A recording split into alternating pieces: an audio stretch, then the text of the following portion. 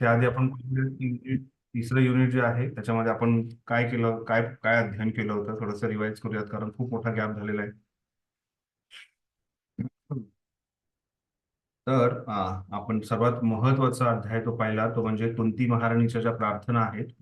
त्या कुंती महाराणीच्या प्रार्थना ज्या आहेत त्या आपण पाहिल्या आहेत. त्याच्यामध्ये कुंती महाराणी आहे त्या भगवंत श्रीकृष्णांचं गुणगान करतायत, भगवंत श्रीकृष्णांना प्रार्थना अर्पण करतायत की कशा प्रकारे तुम्ही आमचं नेहमी रक्षण केलेलं आहे आणि असं रक्षण तुम्ही आमचं नेहमी करत राहा.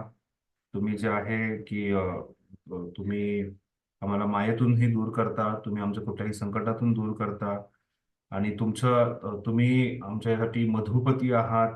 त्वयि मे अनन्य विषया मथुर्मध्ये पती सुकृत रतिम उद्भटतात अध्वा गंगे ओघम दनुती. ज्या खूप छान प्रार्थना ज्या आहेत ह्या कुंती महाराणी इथे अर्पण करतायत.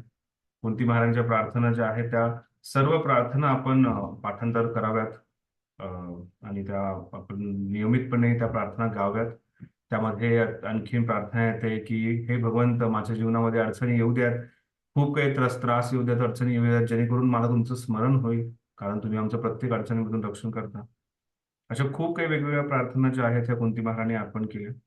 आणि त्या प्रार्थना अर्पण करण्याच्या आधी काय झालं ते म्हणजे की कशा प्रकारे जो द्रोणांचा पुत्र जो आहे अश्वत्थामा याने जेव्हा या सर्व पुत्रांचा त्यांना मारलं होतं, त्यानंतर त्यांचा एकदम भ्रूण हत्या त्यांची केली आणि ती भ्रूण हत्या केल्यानंतर द्रौपदी जी आहे ही भयंकर चिडली होती. द्रौपदीने भयंकर चिडल्यानंतर द्रौपदीने प्रण घेतला होता, जोपर्यंत अश्वत्थामाच्या रक्ताने माझे केस धुत नाही तोपर्यंत मी अ, शांत बसणार नाही. एक शत्राणी जे आहे त्याचं रक्त गरम झालं होतं, चिडली होती ती फार.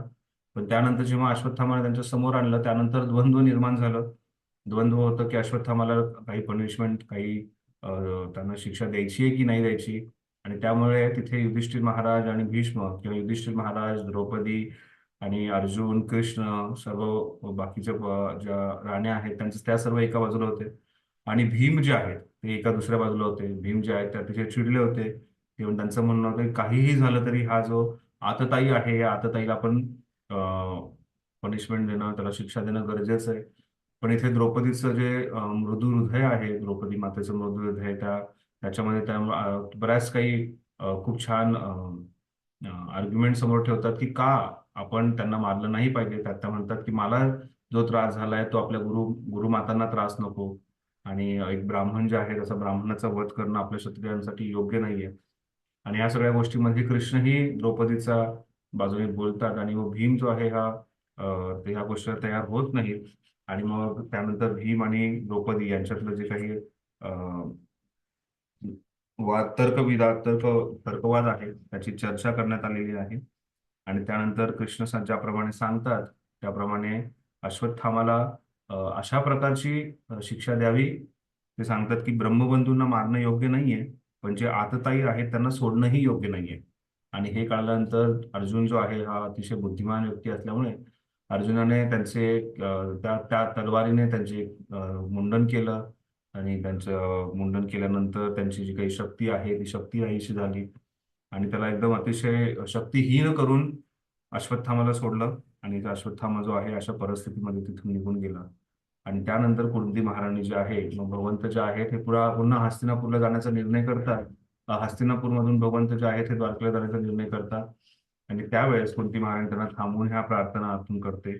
आणि अतिशय उत्कृष्ट प्रार्थना अर्पण केल्यानंतर अ, जी परिस्थिती युधिष्ठिर महाराजांची तिथे झालेली आहे त्याचं वर्णन आपण पाहतो की कशा प्रकारे युधिष्ठिर महाराज जे आहेत हे स्वतःलाच दोष देत आहेत की मीच या सर्व पापकृत्यांचा माझ्यामुळे हे सर्व पापकृत्य झालेलं आहे. आणि मी दोषी आहे, मी पापी आहे, असं स्वतःला स्वतःला ते चुकीचं मानत आहेत आणि अतिशय दुःखामध्ये आहेत. अतिशय विलाप करतायत युधिष्ठिर महाराज इथे. आणि युधिष्ठिर महाराजांच्या विलापाची इथे चर्चा करण्यात आली आहे. जिथे कोणीही त्यांना समजून सांगत नाही, सांगू शकत नाहीये. म्हणजे बऱ्याचशा ऋषीमुनींनी, महान गुरुवर्यांनी जरी त्यांना समजून सांगण्याचा प्रयत्न केला तरीही युधिष्ठिर महाराज त्या गोष्टीचा स्वीकार करणं त्यांच्यासाठी अवघड जाते आणि त्यांना वाटते की मीच जो आहे हा पापी व्यक्ती आहे. आणि जेव्हा भगवंत कृष्ण जे आहे त्यांना समजलं की युधिष्ठिर महाराजांना जर कोणी समजून सांगू शकत असेल तर ते एकच व्यक्ती आहे, ते म्हणजे भीष्म पितामह. आणि त्यामुळे इथे भीष्म पितामहांच्या समोर युधिष्ठिर महाराजांना घेऊन किंवा पांडवांना घेऊन जे आहे ते भगवंत श्रीकृष्ण गेलेले आहेत. आणि कशा प्रकारे आपण पाहणार आहोत, हा 9वा अध्याय जे आहे त्या 9व्या अध्यायाच्या सुरुवातीलाच आपण पाहतो की कशा प्रकारे कृष्ण आणि पांडव जे आहेत हे भगवंतांसमोर हे भीष्म पितामहांच्या समोर गेलेले आहेत. भीष्म पितामह जे आहेत ह्या बाणाच्या शय्येवरती तिथे झोपलेले आहेत आणि योग्य वेळेची वाट पाहत आहेत. आणि तिथे भीष्म पितामहांना सर्व पांडव भेटायला गेलेत. आणि त्याचबरोबर तिथे फक्त पांडव नाही तर महान ऋषीमुनी जे आहेत ते सुद्धा तिथे प्रकट झालेले आहेत. ते सुद्धा भीष्म पितामहांचं जे निर्वाण आहे ते पाहण्यासाठी तिथे आलेले आहेत. आणि भीष्म पितामह कशा प्रकारे युधिष्ठिर महाराजांना शांत करतायत हे इथं आपण पाहण्यासाठी किंवा कशा प्रकारे भीष्मदेवांचं महानिर्वाण जे आहे हे होणार आहे. त्यामुळे आपण पाहतो की भीष्मदेव जे आहेत हे साधारण व्यक्ती नाही आहेत. ते महर्षी आहेत, एक महान असे ऋषी आहेत. त्यांनी आपल्या तपस्येने, त्यांनी आपल्या ब्रह्मचर्याच्या व्रताने आणि त्यांनी घेतलेले व्रत जे आहे ज्यांना भीष्म व्रत म्हटलं जातं, अशा भीष्म तपाला किंवा भीष्म व्रताचे भीष्मदेव जे आहेत हे अतिशय महान आहेत. आणि त्यांच्या हा जो निर्वाण आहे, त्यांचं जे महानिर्वाण आहे हे पाहण्यासाठी सुद्धा महान ऋषीमुनी तिथे आलेले आहेत. ते आपण पाहणार आहोत. तर 9वा अध्याय जो आहे भीष्मदेवांचे महानिर्वाण, तर हा अध्याय जो आहे त्याच्या पहिल्या 11 श्लोकांमध्ये भीष्मदेवांना पाहण्यासाठी गेलेले पांडव आणि त्याचबरोबर जे काही महान ऋषीमुनी तिथे महान भक्त जे गण जे आहेत तिथे उपस्थित झाले आहेत त्यांचं स्वागत जे आहे हे पहिल्या 11 श्लोकांमध्ये भीष्मदेव त्यांचं सर्वांचं स्वागत करतायत, याचं वर्णन करण्यात आलेलं आहे. त्यानंतर श्लोक क्रमांक 12 ते श्लोक क्रमांक 17 जो आहे त्याच्यामध्ये भीष्मदेव जे आहेत हे पांडवांना संतुष्ट करतायत. पांडवांना जे आहे हे उपदेश देत आहेत आणि त्या उपदेशांद्वारे त्यांना समाधान शांत करतायत आणि त्याचबरोबर त्यांना उपदेश देत आहेत, प्रेरणा देत आहेत त्यांना. श्लोक क्रमांक 12 ते 17 मध्ये आपण ते पाहणार आहोत की भीष्मदेवांच्या उपदेशाद्वारे कशा प्रकारे पांडव जे आहेत हे संतुष्ट झालेले आहेत. त्यानंतर भीष्मदेव जे आहेत हे भगवंत श्रीकृष्णांचे उत्कृष्ट भक्त आहेत आणि त्यामुळे ते श्लोक क्रमांक 18 ते श्लोक क्रमांक 24 याच्यामध्ये भीष्मदेव जे आहेत हे भगवंतांचं गुणगान करत आहेत. भगवंत श्रीकृष्ण जे आहेत त्यांची काय कोण आहेत भगवंत श्रीकृष्ण, त्यांची पूर्ण पुरुषोत्तम त्यांची महानता जी आहे याचं गुणगान तिथे जे भीष्मदेव आहेत ते करत आहेत. पुन्हा श्लोक क्रमांक 25 ते 28 मध्ये भीष्मदेव युधिष्ठिर महाराजांना उपदेश देत आहेत, त्यांना सूचना देत आहेत की कशा प्रकारे त्यांनी धर्माचं आणि पुरुषार्थाचं पालन करणं गरजेचं आहे. श्लोक क्रमांक 29 ते 31 भीष्मदेवांचे जे शेवटचे क्षण आहेत त्याचं वर्णन करण्यात आलेलं आहे. श्लोक क्रमांक 32 ते 43 मध्ये भीष्मदेवांचे ज्या प्रार्थना आहेत भगवंत श्रीकृष्णांच्या प्रतीच्या ज्या प्रार्थना आहेत त्याची चर्चा करण्यात आलेली आहे. आणि त्यानंतर श्लोक क्रमांक 44 ते 49 याच्यामध्ये भीष्मदेवांचा जो निर्वाण आहे, भीष्मदेवांचा जो तिरोभाव झालेला आहे याचं वर्णन करण्यात आलेलं आहे. आणि त्यानंतरचं जे काही घडामोडी ज्या आहेत त्या घडामोडींचं वर्णन पुढे करण्यात आलेलं आहे. तर श्लोक क्रमांक 1 ते 11 मध्ये सर्वांचं स्वागत भीष्मदेवांद्वारे. श्लोक क्रमांक 12 ते 17 मध्ये भीष्मदेव जे आहेत हे पांडवांना शांत करतायत, त्यांना उपदेश देत आहेत. श्लोक क्रमांक 18 ते 24 मध्ये भीष्मदेव भगवंत श्रीकृष्णांचं गुणगान करत आहेत. त्यानंतर श्लोक क्रमांक 25 ते 28 मध्ये भीष्मदेव जे आहेत ते युधिष्ठिर महाराजांना विशेष करून उपदेश देत आहेत धर्माच्या आणि पुरुषार्थाबद्दल. श्लोक क्रमांक 29 ते 31 मध्ये भीष्मदेवांचे जे शेवटचे क्षण आहेत त्याचं वर्णन आहे. 32 ते 43 मध्ये भीष्मदेव आपल्या प्रार्थना अर्पण करतायत, अतिशय उत्कृष्ट, जसं कुंती महाराणी प्रार्थना अर्पण केल्या त्या प्रकारे भीष्मदेवांच्या प्रार्थनांचंही खूप वर्णन येतं.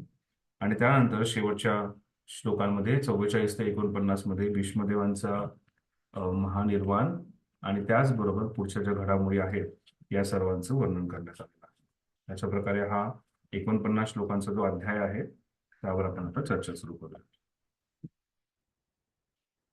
हरे कृष्ण. श्लोक क्रमांक 1. सूत उवाच इति भीत प्रजारोहात् सर्वधर्म विभत्सया ततो विदर्शनं प्रागात् यत्र देवव्रतो पतत. भाषांतर श्री सुत गोस्वामी म्हणाले, कुरुक्षेत्राच्या रणभूमीवर झालेल्या अतोनात मनुष्यहानीमुळे अंतकरणात भय उत्पन्न झालेले युधिष्ठिर महाराज पुन्हा त्या रणक्षेत्राकडे गेले. तेथे भीष्मदेव शरशय्येवर मृत्यूची वाट पाहत पडलेले होते. तर हा जो अध्याय आहे प्रभुपाद तात्पर्यामध्ये सांगतात की अध्यायामध्ये आपण काय काय पाहणार आहोत, की कशा प्रकारे भीष्मदेव जे आहेत भगवंत श्रीकृष्णांना प्रार्थना पण करतायत, युधिष्ठिर महाराजांना आपल्या विहित कर्माचं ज्ञान देत आहेत. त्याचबरोबर भीष्मदेवांच्या इच्छा मृत्यूचे वरदान होते, त्यावेळेस शरशय्येवर पडून राहण्याच्या त्यांची स्वतःची पसंती होती. आणि या महान युद्धाचा अंत या घटनेचंही इथं वर्णन करण्यात आलेलं आहे. अशा प्रकारे भीष्मदेवांना भेटण्यासाठी युधिष्ठिर महाराज जे आहेत हे पुन्हा कुरुक्षेत्राच्या रणभूमीकडे गेलेले आहेत. मी तिथे भीष्मदेव जे आहेत हे शरशय्येवर बाणाच्या शय्येवरती झोपलेले आहेत असं वर्णन करण्यात आलेलं आहे. श्लोक क्रमांक 2. तदा ते भ्रातर सर्वे सदस्ये स्वर्णभूषिते अन्वगश्चन रथे विप्रा वासध्योत्मा दयस्तथा.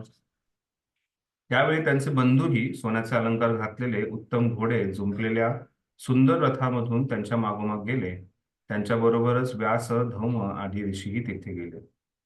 भगवानापि विप्र विपर्षे रथेन सधनंजय सतैर्वे रोचत नृप कुबेर इव गुह्यके. हे ब्रह्मर्षी शौनक भगवान श्रीकृष्णही अर्जुनाबरोबर रथातून त्यांच्याबरोबर आले. त्यावेळी युधिष्ठिर महाराज यक्षांसमवेत झालेल्या कुबेरासारखे वैभव्य संपन्न असे शोभून दिसत होते. इथे आपण पाहतो की युधिष्ठिर महाराज जे आहेत हे भीष्मदेवांना पाहायला गेलेले आहेत. भीष्मदेवांना पाहायला गेल्यानंतर हे स्वतः कृष्णाची भगवंत श्रीकृष्णांची योजना होती. भगवंत जे आहेत हे युधिष्ठिर महाराजांना जाणून बुजून भीष्मदेवांकडे घेऊन गेले. आणि त्याचबरोबर भीष्मदेवांना सुद्धा युधिष्ठिर महाराजांना पाहण्याची इच्छा होती. आणि त्यामुळे हा हा हे एकमेकांना भेटण्याचा जो प्रसंग आहे त्याच्यामध्ये दोघंही भीष्मदेव सुद्धा आणि युधिष्ठिर महाराज हे दोघंही संतुष्ट व्हावे अशी भगवंत श्रीकृष्णांची इच्छा होती.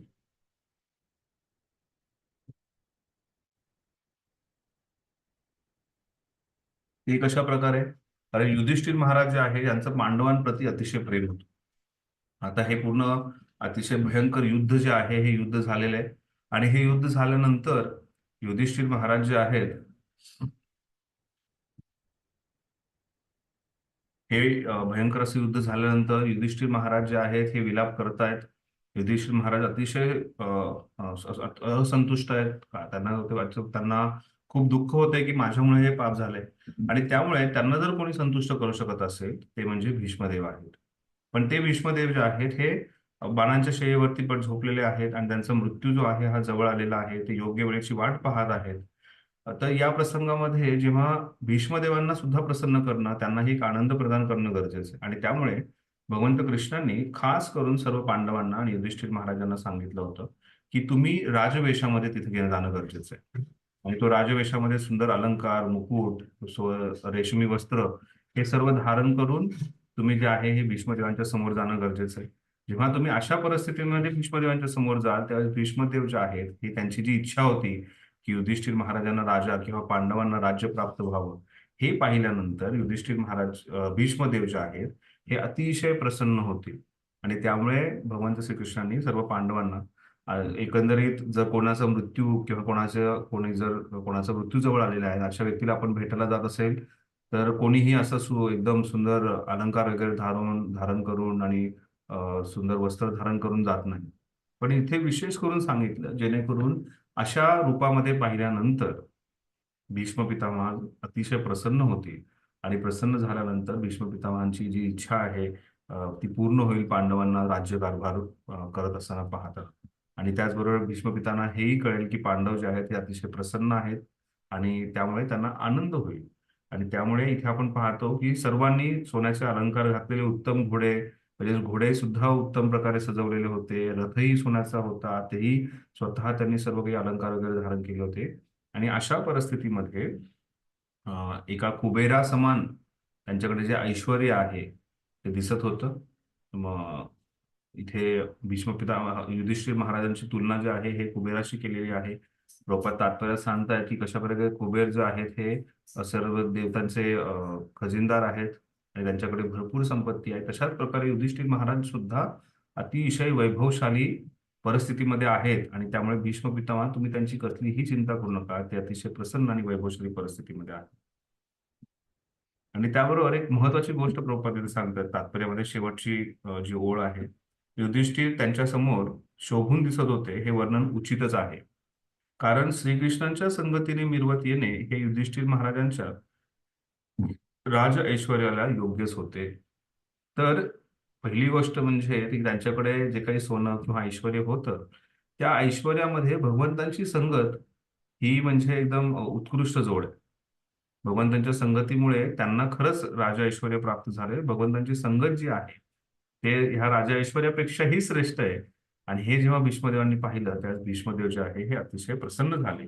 आणि त्यामुळे या श्लोकामध्ये वर्णन केलेलं आहे की भगवान जे आहे, भगवान श्रीकृष्ण, ते स्वतः, त्याचबरोबर शौनक ऋषी, त्याचबरोबर ह्याच्या आधी वर्णन केल्या प्रकारे धम्य ऋषी आणि बाकीचे ऋषी, व्यासदेव जे आहेत, हे सर्वजण इथे ह्या कुरुक्षेत्राच्या युद्धभूमीवरती पोहोचलेत, जिथे भीष्मदेव जे आहेत यांचं हे जे आहे यांचं महानिर्वाण जे आहे हे होणार आहे.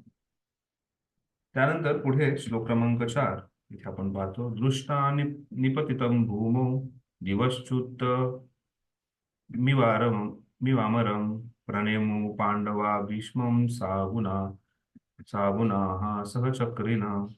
स्वर्गातून भूमीवर पतित झालेल्या एखाद्या देवाप्रमाणे भीष्मदेवांनी पहुडले पाहून धाकट्या बंधूंसहित युधिष्ठिरांनी आणि श्रीकृष्णांनी त्यांना प्रणाम केला. तर इथे सर्वांनी पाहिलं की भीष्म पितामह जे आहेत हे अतिशय वरिष्ठ, अतिशय सन्माननीय कौरव, त्यांचं जे कुळ होतं त्या कौरव कुळातले आहेत. आणि त्या अशा सन्माननीय व्यक्तींना पांडव जे आहेत हे प्रणाम करतायत. सर्व युधिष्ठिर महाराज आणि त्यांचे सर्व बंधू जे आहेत प्रणाम करतायत. त्याचबरोबर भगवंत श्रीकृष्ण सुद्धा त्यांना प्रणाम करतायत. प्रभुपाद तात्पर्य सांगतायत की श्रीकृष्ण जे आहेत हे पूर्ण पुरुषोत्तम भगवंत आहेत याची जाणीव पांडवांना होती, याची जाणीव भीष्मदेवांनाही होती. पण भगवंत श्रीकृष्ण जे आहेत हे मानवी शिष्टाचाराला धरून वागत होते. आणि त्यामुळे आपण ह्याच्या आधी पाहिलं, जेव्हा कधी भगवंत जेव्हा पांडवांना भेटायला यायचे, भीष्मदेवांसमोर यायचे, तर त्यांना प्रणाम करायचे, युधिष्ठिर महाराजांना सुद्धा प्रणाम करायचे. आणि अर्जुन जो आहे अर्जुनाला आलिंगन करायचे. आणि कारण अर्जुन जो आहे हा मित्रासमान होता. नकुल सहदेवांना आशीर्वाद द्यायचे. तर भगवंतांनी हा मानवी शिष्टाचार जो आहे याचं व्यवस्थितपणे पालन केलं. दुर्भाग्याने कलियुगातला जो अहंकारी व्यक्ती आहे त्याला मानवी शिष्टाचाराचं काहीच घेणं देणं नाहीये. पण आपल्या वैष्णव सदाचारामध्ये आपल्याला ही नेहमी एक उत्कृष्ट शिकवणूक जी आहे ही दिली जाते. भक्तिशास्त्रामध्ये आपण शिकलोय, उपदेशामृतमध्ये आपल्याला भक्ती नेक्टर ऑफ इन्स्ट्रक्शन उपदेशामृतमध्ये आपण पाहतो, रूप गोस्वामीपाद सांगतायत की कशा प्रकारे वैष्णवाचा सन्मान करायचा आहे. जो वैष्णव जो आहे हा भगवंतांचा भक्त आहे त्याचा सन्मान करावा. जो भक्त ज्यांनी दीक्षा घेतलेली आहे त्याला प्रणाम करावा. ज्या भक्ताने दीक्षा घेऊन उपदेश देण्यासाठी सुरुवात केलेली आहे, किंवा जो आपल्या इस्कॉनच्या समजुतीमध्ये जो ब्राह्मण दीक्षित भक्त आहे त्याला प्रणाम करून त्याच्याकडून उपदेश घ्यावा. अशा प्रकारे शिकवणूक जी आहे आपल्याला देण्यात आली. आणि आपण आपल्याकडे जे वैष्णव सदाचार संहिता आहे त्याच्यातही पाहतो की कशा प्रकारे आपण एकमेकांना सन्मान देणं, एकमेकांना प्रणाम करणं. आणि सर्वात महत्वाची गोष्ट म्हणजे आपण एक जो शिष्टाचार आहे त्या शिष्टाचाराचं व्यवस्थितपणे पालन करणं गरजेचं. इथे कोण शिष्टाचाराचं पालन करतंय? भगवान श्रीकृष्ण. आणि हे सर्वांना माहिती आहे की ते पूर्ण पुरुषोत्तम भगवंत आहेत. ते जे आहेत ते सुप्रीम, अतिशय श्रेष्ठ असे भगवंत आहेत. हे माहिती असून सुद्धा इथे भगवंत जे आहेत हे सर्वांचं मानवी शिष्टाचारानुसार इथे सन्मान करतायत. आणि हे आपण पाहतो की भीष्मदेवांना इथे भगवंत श्रीकृष्ण जे आहे त्यांनी वंदन केलेले आहे.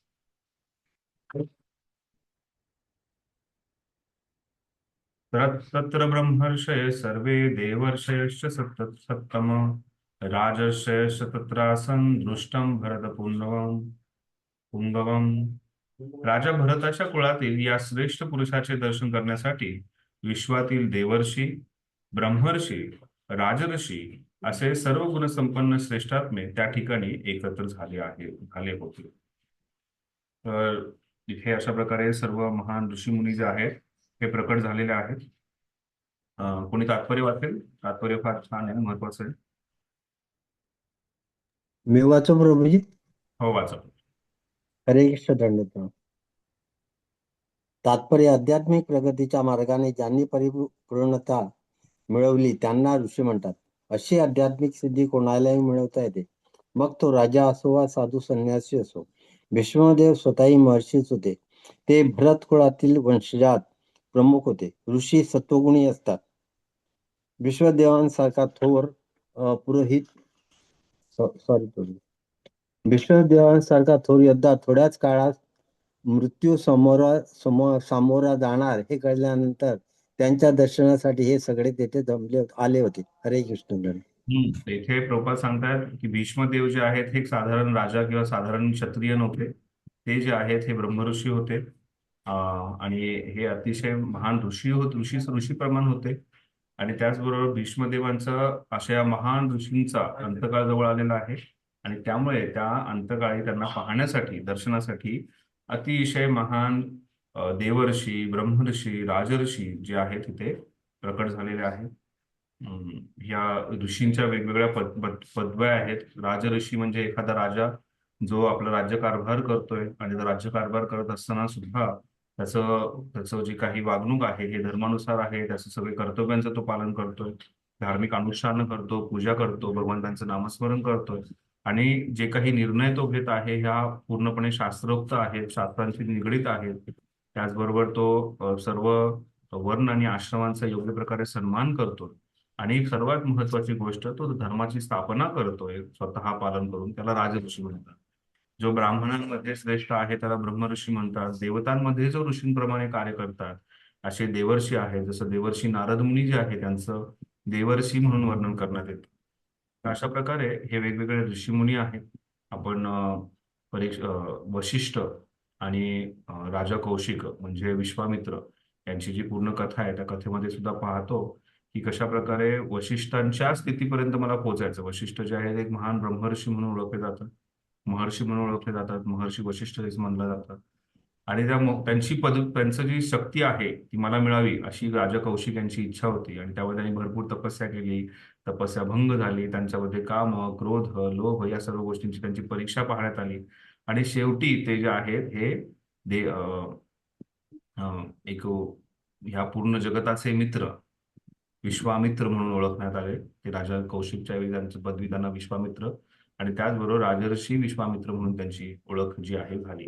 तर सांगण्याचं तात्पर्य आहे की इथे भीष्म पितामह जरी एक सांसारिक व्यक्तीसारखे दिसत असतील, भीष्म पितामह जरी एखाद्या राजाप्रमाणे वाटत असतील, तरीही त्यांच्यामधली जे गुण होते, त्यांच्यामधले जे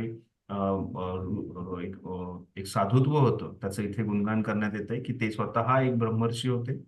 आणि त्या अशा ब्रह्मर्षींना पाहण्यासाठी असे वेगवेगळे ऋषीमुनी जे आहेत ते इथे प्रकट झालेले आहेत. आणि पुढच्या श्लोकामध्ये कोण कोण ऋषीमुनी आले त्यांचं वर्णन करण्यात आलेलं आहे. हरे कृष्ण प्रभू, दंडवत प्रणाम. दंडवत. यस हो. प्रभूजी, फार आनंद झाला आज तुमचा वाणी संघ प्राप्त झालाय प्रभूजी. बरंच गॅपने. तर प्रभूजी, एक प्रश्न होता की जे पितामह भीष्म होते हे ऍक्च्युली त्यांच्या जे प्रिव्हियस जीवनामध्ये अगोदरच्या, तर ते वसू होते ना प्रभूजी? हो, अच्छा, म्हणजे त्यांना काही त्यांच्याकडनं हे म्हणजे अपराध झाला त्यामुळे त्यांना तो भीष्माचं शरीर धारण करावं लागलं. बरोबर.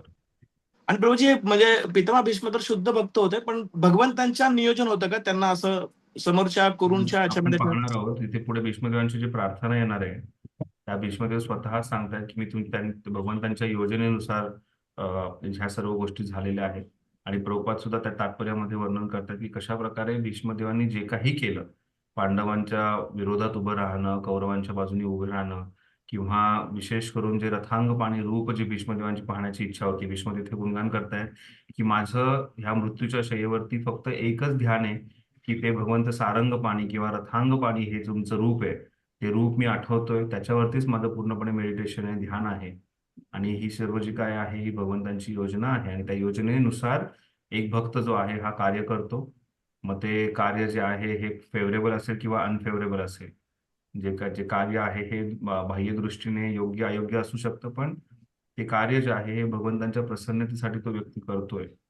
आणि इथे भीष्मदेव आपल्या उदाहरणातून दाखवून देत आहेत की जे काही मारोबी राखोबी जो इच्छा तुम्हाला, तुमची जी काही इच्छा आहे त्या इच्छेनुसार मी कार्य करणार आहे, ते भीष्मदेव दाखवतात. आणि गुरुजी एक छोटा क्युरिओसिटी, जसं तुम्ही एक सुंदर पॉईंट सांगितलं की ब्राह्मणांमध्ये श्रेष्ठ असतो तो ब्रह्म ऋषी, देवांमध्ये श्रेष्ठ असतो देव ऋषी. तर महर्षी म्हणजे कशामध्ये त्यांची गणना केली जाते, कशात श्रेष्ठ असतं, का ऑलराऊंडर असतो तो महर्षी? ऑलराऊंडर असं नाहीये. जे ब्रह्मर्षी आहेत त्यांनाच महर्षी म्हणून सुद्धा ओळखलं जातं. अच्छा, ब्रह्मर्षीचे जे एकच व्याख्या आहे त्यांची, महर्षी आणि ब्रह्मर्षी. ओके गुरुजी, आता थँक्यू. त्याच्यामध्ये आपण कॅटेगरायझेशन करणंच योग्य नाहीये की कोण जो राजा आहे त्याला राजऋषी म्हणतात, हे बरोबर आहे कारण तो राज्यकारभारही करतो आणि ऋषी मुनींसारखाही आहे. पण मग आपण त्याला स्पेसिफाय करण्याचं गरजेचं नाहीये. जसं त्यांचं टायटल आहे, जसं नाव दिलेलं आहे त्यानुसार आपण त्यांचा त्या गोष्टीचा स्वीकार करूया. जसं अमरीश महाराजांचं वर्णन येतं की अमरीश महाराजांनी जरी राज्यकारभार केला असेल तरी ते हा मी वैशिष्ट्याला गेलते ना. हो आणि काम होतं जरा हरे तरी. कृष्णा माईक चालू. माझी माईक म्यूट बघा, माझी माईक. तर अशा प्रकारे आपण एक्झॅक्टली अमरीश महाराजांचं काहीतरी सांगत होते तुम्ही गुरुजी. हा, अमरीश महाराज जे आहेत, हे अमरीश महाराज जरी त्यांचे हे वर्णन येतं की कशा प्रकारे अमरीश महाराजांनी उत्कृष्ट प्रकारे राज्यकारभार केला, पण त्यांचं स्मरण जे आहे हे नेहमी कृष्ण किंवा त्यांचे इंद्रिय जे आहे ते नेहमी कृष्णाच्या सेवेमध्ये होते आणि त्यामुळे त्यांनाही ब्रह्मऋषी म्हणून ओळखलं जातं. तर आपण ही वेगवेगळ्या प्रकारे, पण एक थोडक्यात समजण्यासाठी कोणी देवर्षी आहे, कोणी ब्रह्मर्षी आहे, कोणी राजर्षी आहे, अशी समज जी आहे ही देण्यात आली. थँक्यू गुरुजी, माहितीसाठी विचारलं. Thank you very much. ठीक आहे. श्लोक येस सर. क्रमांक 6 आणि 7. पर्वतो नारदो धौम्य भगवान बादरायण बृहदृश्यो भरद्वाज सशिष्यो सशिष्यो रेणुकासुत वसिष्ठ इंद्र प्रमत्स्त्रितो गृत्सर समदो स्थितः कक्षिवान गौतमो दृश्च कौशिकोत सुदर्शन. पर्वतमुनी, नारद मुनी, धौम्य ऋषी, साक्षात परमेश्वर अवतार असलेले व्यास, बृहद्रश्य भरद्वाज, आपल्या शिष्यवर्गासहित परशुराम, वसिष्ठ, इंद्रप्रमद, त्रित, गृत्समद, असित, कक्षिवान गौतम, अत्री, कौशिक आणि सुदर्शन असे थोर थोर ऋषी तेथे त्यावेळी उपस्थित होते. तर हे ऋषीमुनी जे आहेत हे अतिशय उत्कृष्ट सारग्राही राजहंस आहेत, परमहंस आहेत. परमहंस जो आहे ह्याची विशेषता असते की त्याच्यासमोर जर दूध ठेवलं तर तो दूध आणि पाणी वेगळं करून फक्त दूध ग्रहण करतो. तशाच प्रकारे हे परमहंस ऋषीमुनी जे आहेत हे एका अशा ठिकाणी उपस्थित होतात जिथे भगवंतांचं गुणगान होत आहे, भगवंतांच्या बद्दलची विशेष चर्चा होत आहे किंवा काहीतरी विशेष भगवंतांकडून घडवून आलेला काहीतरी विशेष कार्य होत आहे, काहीतरी विशेष लीला होत आहे, अशा ठिकाणी ते प्रकट होतं. यानंतर आपण पाहणार आहोत की भीष्म पितामह कुरुक्षेत्र युद्ध झालं, त्यानंतर परीक्षित महाराजांचा जन्म झाला आणि ज्यावेळेस परीक्षित महाराजांच्या मृत्यूबद्दल त्यांना शाप प्राप्त झाला, त्यानंतर परीक्षित महाराजांनी गंगे किनारी जाण्याचा निर्णय घेतला सर्व गोष्टींचा संन्यास घेऊन, आणि त्यावेळेस सुद्धा हे सर्व ऋषीमुनी तिथे उपस्थित होते. अशा सर्व ऋषीमुनींचं वर्णन तिथेही येतं की हे भरपूर असे हजारो ऋषीमुनी तिथे उपस्थित होते आणि त्या ऋषीमुनींनी सुखदेव गोस्वामी आणि परीक्षित महाराजांच्यातला जो संवाद आहे त्याचा आपण अध्ययन करतोय श्रीमद भागवतम, ते ऐकण्यासाठी तिथे उपस्थित झाले. तशाच प्रकारे हा अतिशय महत्वाचा प्रसंग आहे जिथे भीष्मदेव जे आहेत हे स्वइच्छेने योग्य प्रकारे दक्षिणायनातून उत्तरायणात जाणारा जो समय आहे, सूर्य जेव्हा दक्षिणायनातून उत्तरायणात जातो त्यावेळेस जो प्रसंग आहे, म्हणजे जो महानिर्वाण झालं भीष्म पितांचं, ते म्हणजे मकर संक्रांतीचा दिवस. आणि मकर संक्रांतीच्या दिवशी ज्यावेळेस दक्षिणायनातून सूर्य जो आहे हा उत्तरायणात जातो, त्या दिवशी जे आहे तिथे हे सर्वजण तो जो कालावधी आहे तिथे ते प्रकट झाले. त्याचबरोबर जिथे भीष्म पितामह जे आहेत हे भगवंतांचं गुणगान करणार आहे, भगवंतांकडून जे प्रेमाचं आदान प्रदान तिथे होणार आहे, आणि त्याचबरोबर भीष्म पितामह आता काय परम उपदेश करणार आहेत या सर्व पांडवांना, जेणेकरून आपणही काही समजू शकतो, हे जाणण्यासाठी तिथे हे ऋषीमुनी जे आहेत हे प्रकट झालेले आहेत. आणि त्याच प्रकारे आपल्यालाही जीवनामध्ये अशाच प्रकारे सारग्राही व्हायचंय. दोन आहेत, एकतर आपल्याला कावळा व्हायचंय की राजहंस व्हायचंय. कावळा जो आहे तो उकरड्यावरती राहतो आणि उकरड्यावरून फक्त काहीतरी घाण शोधण्याचा प्रयत्न करतो, आणि राजहंस जो आहे त्याच्यासमोर जरी दूध आणि पाणी एकत्र केलेलं जर मिश्रण ठेवलं तरी तो फक्त दूध ग्रहण करतो.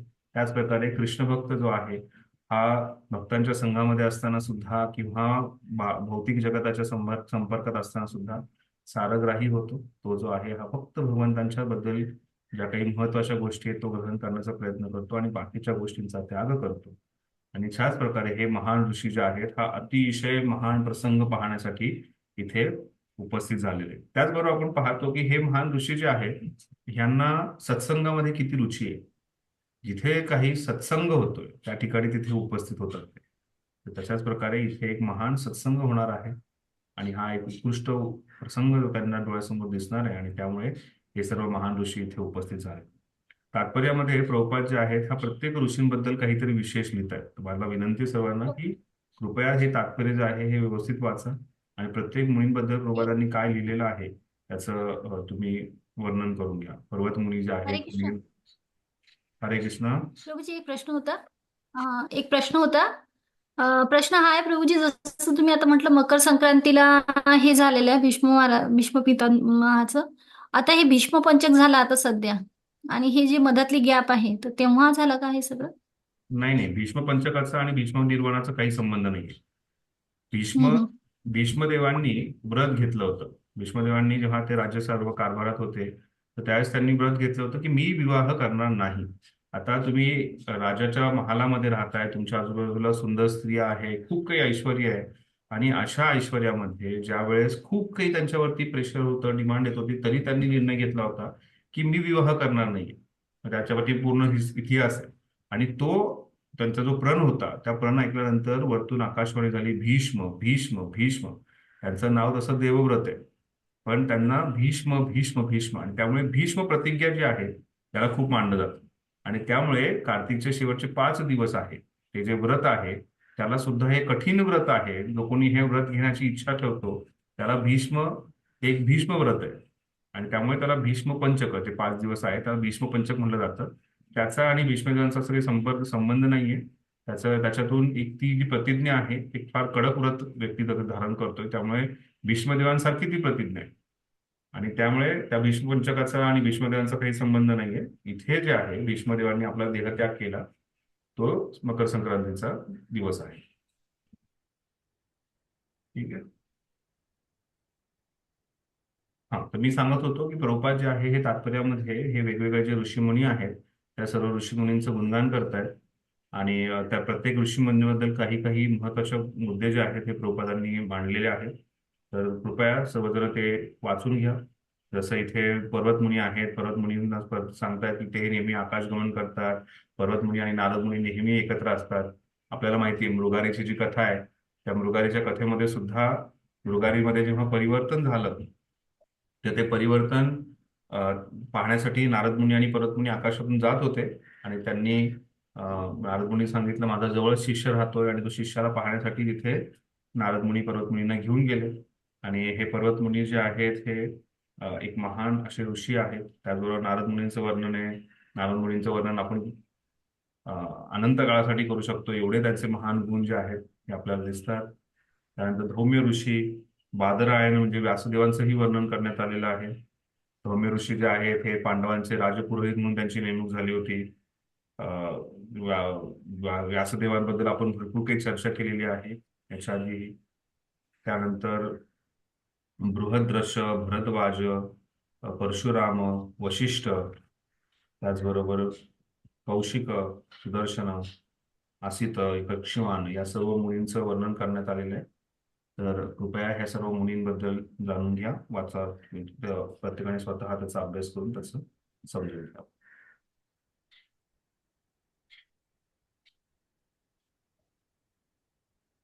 श्लोक क्रमांक 8. अन्ये च मुनवे ब्रह्मन् बृहद्रात आदय आमल शिष्ये उपिता आजुग्मु कश्यप अंगिरस आदय. हे शौनक, सुखदेव गोस्वामी आणि इतरही अनेक विशुद्धात्मे ऋषी तसेच कश्यप, अंगिरस इत्यादी दुसरेही अनेक ऋषी आपल्या शिष्यगणांसह तेथे येऊन पोहोचले. अशा प्रकारे हजारो ऋषीमुनी त्यांच्या शिष्यगणांबरोबर तिथे पोहोचलेले आहेत आणि त्यांचंही वर्णन प्रभुपाद इथे करत आहेत की कोण आहे बरोबर सुखदेव गोस्वामी, कोण आहे कश्यप, त्याचबरोबर अंगिरस कोण आहे, त्या सर्वांचं वर्णन करण्यात आलेलं आहे. तर हे झाल्यानंतर भीष्मदेव जेव्हा ह्या सर्व ऋषीमुनींना, भगवंत श्रीकृष्णांना, पांडवांना, विशेष करून युधिष्ठिर महाराजांना पाहतायत, हे सर्वजण तिथे उपस्थित झालेले आहेत, हे जेव्हा पाहतायत त्यावेळेस इथे भीष्मदेव जे आहेत हे त्या सर्वांचं स्वागत करतायत.